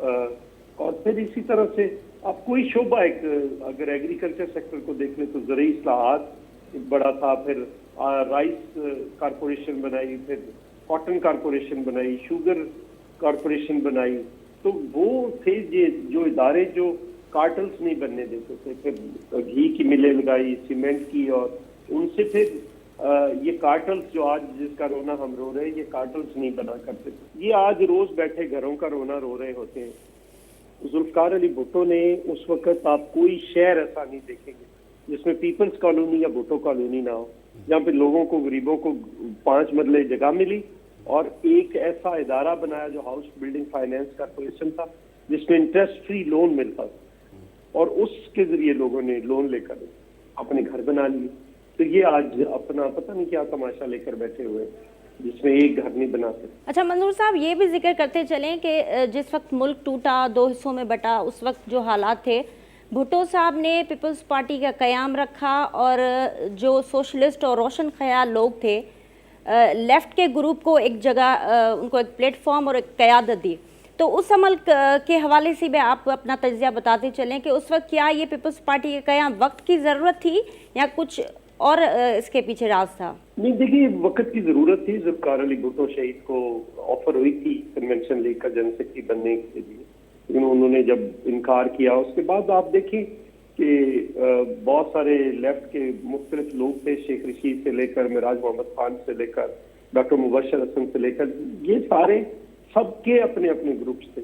ان کو ایک جگہ پہ اکٹھا کیا اور بائیں بازو کے لوگوں کو ایک پلیٹ فارم نہ صرف دیا بلکہ ایک بہت سارا آگے کا ایک ایسا عمل دیا جس کے ذریعے انہوں نے اس ملک کے اندر بہت ساری انقلابی تبدیلیاں کی، اور جو کہ صرف اسی وقت ہی ممکن ہو سکتی تھی. کہ حنیف رامے صاحب جیسے آدمی کو ایک چھوٹے سے کتابوں کے سٹال سے اٹھا کر पंजाब का वजीर आला बना दिया, ये भी सिर्फ कमाल उसी वजह से था। और फिर सबसे बड़ा ये जुल्फकार अली भुट्टो ने जो पार्टी बनाई थी वो आज भी इस मुल्क के मजलूम लोगों की आवाज़ है, इस मुल्क के गरीबों, मजदूरों, किसानों की आवाज़। लेकिन नेप भी एक लेफ्टिस्ट पार्टी थी, वो भुट्टो के सख्त खिलाफ थी। देखिए वो नेप मोर और लेस लेफ्ट ओरिएंटेड तो थी, बाकी भी कुछ पार्टियां थी बलूचिस्तान की, लेकिन वो ज्यादातर नेशनलिस्ट थी। उनका जो ट्रेंड था वो नेशनलिस्ट था, और फिर वो अल्टीमेटली नेशनलिज्म की नेशनलिस्ट पार्टियां ही बन गई अल्टीमेटली। अच्छा चौधरी मंजूर साहब, ये जो भुट्टो साहब की हुकूमत बनती है और जिस तरह आपने कहा कि उसमें एटमी प्रोग्राम भी रखा गया, उसके मुल्क को दिफा को मजबूत किया गया, मईशत को मजबूत करने के लिए इक़दाम उठाए गए, आइन साजी की गई, उसके अलावा जो है फ़ॉरेन पॉलिसी के हवाले से शिमला कार्ड, रूस के साथ ताल्लुकात, अरब मुल्कों के साथ ताल्लुकात, चीन के साथ ताल्लुकात, ये सब अचीवमेंट्स हुई। लेकिन फिर 77 के इंतखाबात में ऐसा क्या हुआ कि रिगिंग करानी पड़ गई? नहीं देखिए, वो रिगिंग करानी कोई नहीं पड़ी, वो तो एक बाद में जब जितनी भी किताबें आई हैं, अगर आप प्रोफेसर गफूर की देख लें, आप नवाज मुस्तफा खान की देख लें, सबकी देख लें, तो वो एक गलती की जो भी थे जिन्होंने भुट्टो साहब को बिला मुकाबला करवाने के लिए कोशिश की, फिर उनकी ताईद में बाकी लोग भी निकल पड़े। तो वो जो कहा गया कि सिर्फ 35 सीटों पे हुई थी जिस पे मान गए, जिस पे तय हो गया और उसका इलेक्शन दोबारा, तो वो कहते हैं कि अगर वो इलेक्शन भी होता तो प्रोफेसर गफूर ने लिखा है कि हम जीत ना पाते।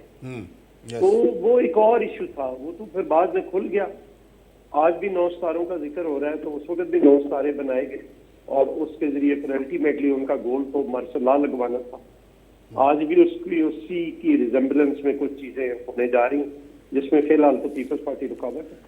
ये पेट्रो डॉलर के तब से हुए कि बाहर से डॉलर इतना आया कि ये क्या चक्कर था पीएनए की मूवमेंट के वक्त? वो सारा देखिए, अमेरिका ने तो बड़ा खुल्लम खुला धमकियां दी अमेरिका को सारी दुनिया के अंदर। जुल्फकार अली भुट्टो एक खतरे की सूरत उनके सामने खड़ा था, उसने नौबादियाती ममालिक को, तीसरी दुनिया के ममालिक को, इस्लामी ममालिक को इकट्ठा कर लिया था और वो उनकी मौत साबित हो रहे थे। अगर जो इस्लामी सरबराही कॉन्फ्रेंस थी जो दूसरी थी फरवरी 74 में, अगर आप उसको देखें, उसके अंदर 3 बुनियादी चीजें थी जो अमेरिका के लिए, यूरोपियन ममालिक के लिए बहुत बड़ा खतरा साबित हो रही थी।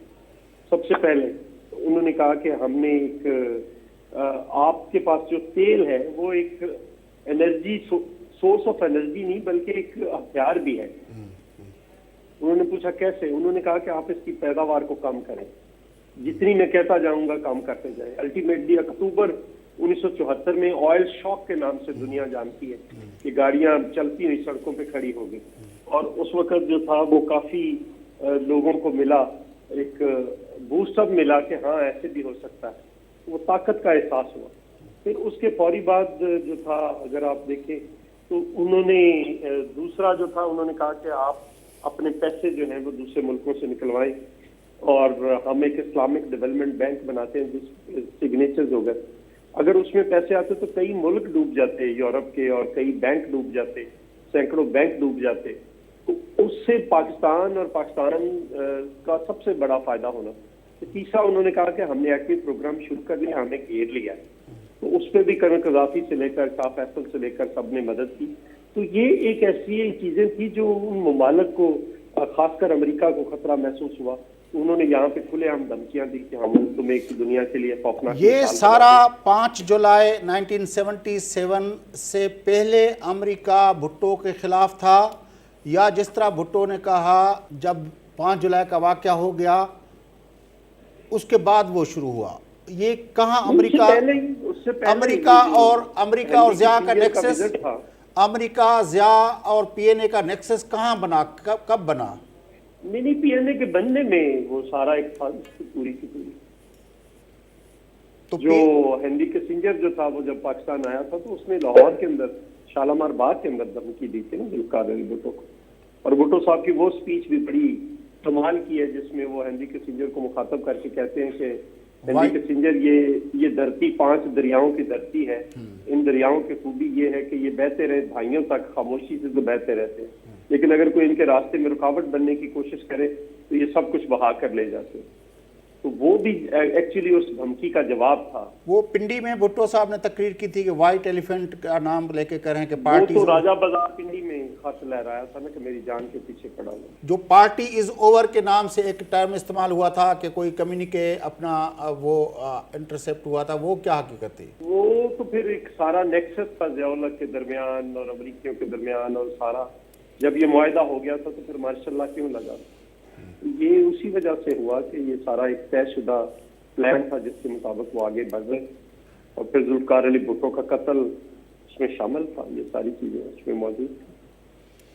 क्या चौधरी साहब ये जो कहा जाता है कि अगर ऐसा हो जाता तो भुट्टो साहब बच जाता, ऐसा हो जाता तो भुट्टो साहब बच जाता, जिस तरह प्रोफेसर गफूर अहमद साहब ने भी कहा कि 1 जुलाई के मज़ाकरात पे अगर वो सारी रात मज़ाकरात चले और हमने कहा कि भुट्टो साहब अगर वो साइन कर देते तो मार्शल का रास्ता रुक जाता।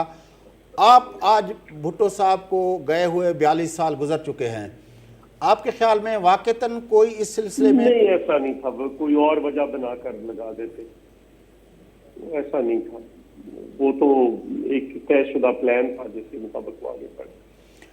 बड़ी मेहरबानी चौधरी मंजूर अहमद साहब, आपने हमें ज्वाइन किया। नाज़रीन, 4 अप्रैल क़ाइद अवाम शहीद ज़ुल्फ़िकार अली भुट्टो साहब जी 42वीं वरसी, मुल्क जो हिकिड़ो अहिड़ो अनमोल अॻवान जंहिंजे लाइ अॼु बि कश्मीर खां वठी कराची ताईं ही पहाड़, ही नदियूं, ही नाला ऐं ही जेके आहिनि असांजा सब्ज़ ऐं पंहिंजो असांजा फसल ऐं असांजा वण जेके आहिनि उहे बिलाशुबा उदास आहिनि, छाकाणि त उहो अॻवान जीअं पंहिंजो असांजे कुझु पंहिंजो इन ट्रांसमिशन जे महिमान चयो पिए त हू हिन मुल्क जे मज़लूम ऐं महकूम माण्हुनि जी आसन ऐं उमीदनि ऐं उनजो ख़्वाबनि जो जेको आहे हिकिड़ी जेका आहे साभियान जो हिकिड़ो ओंजाण हुयो, उहो माण्हू हिन धरती तां हिन जी उनखे जेको आहे अदालती क़तल जे ज़रिए जेको आहे पंहिंजो उनखे ख़तमु कयो वियो।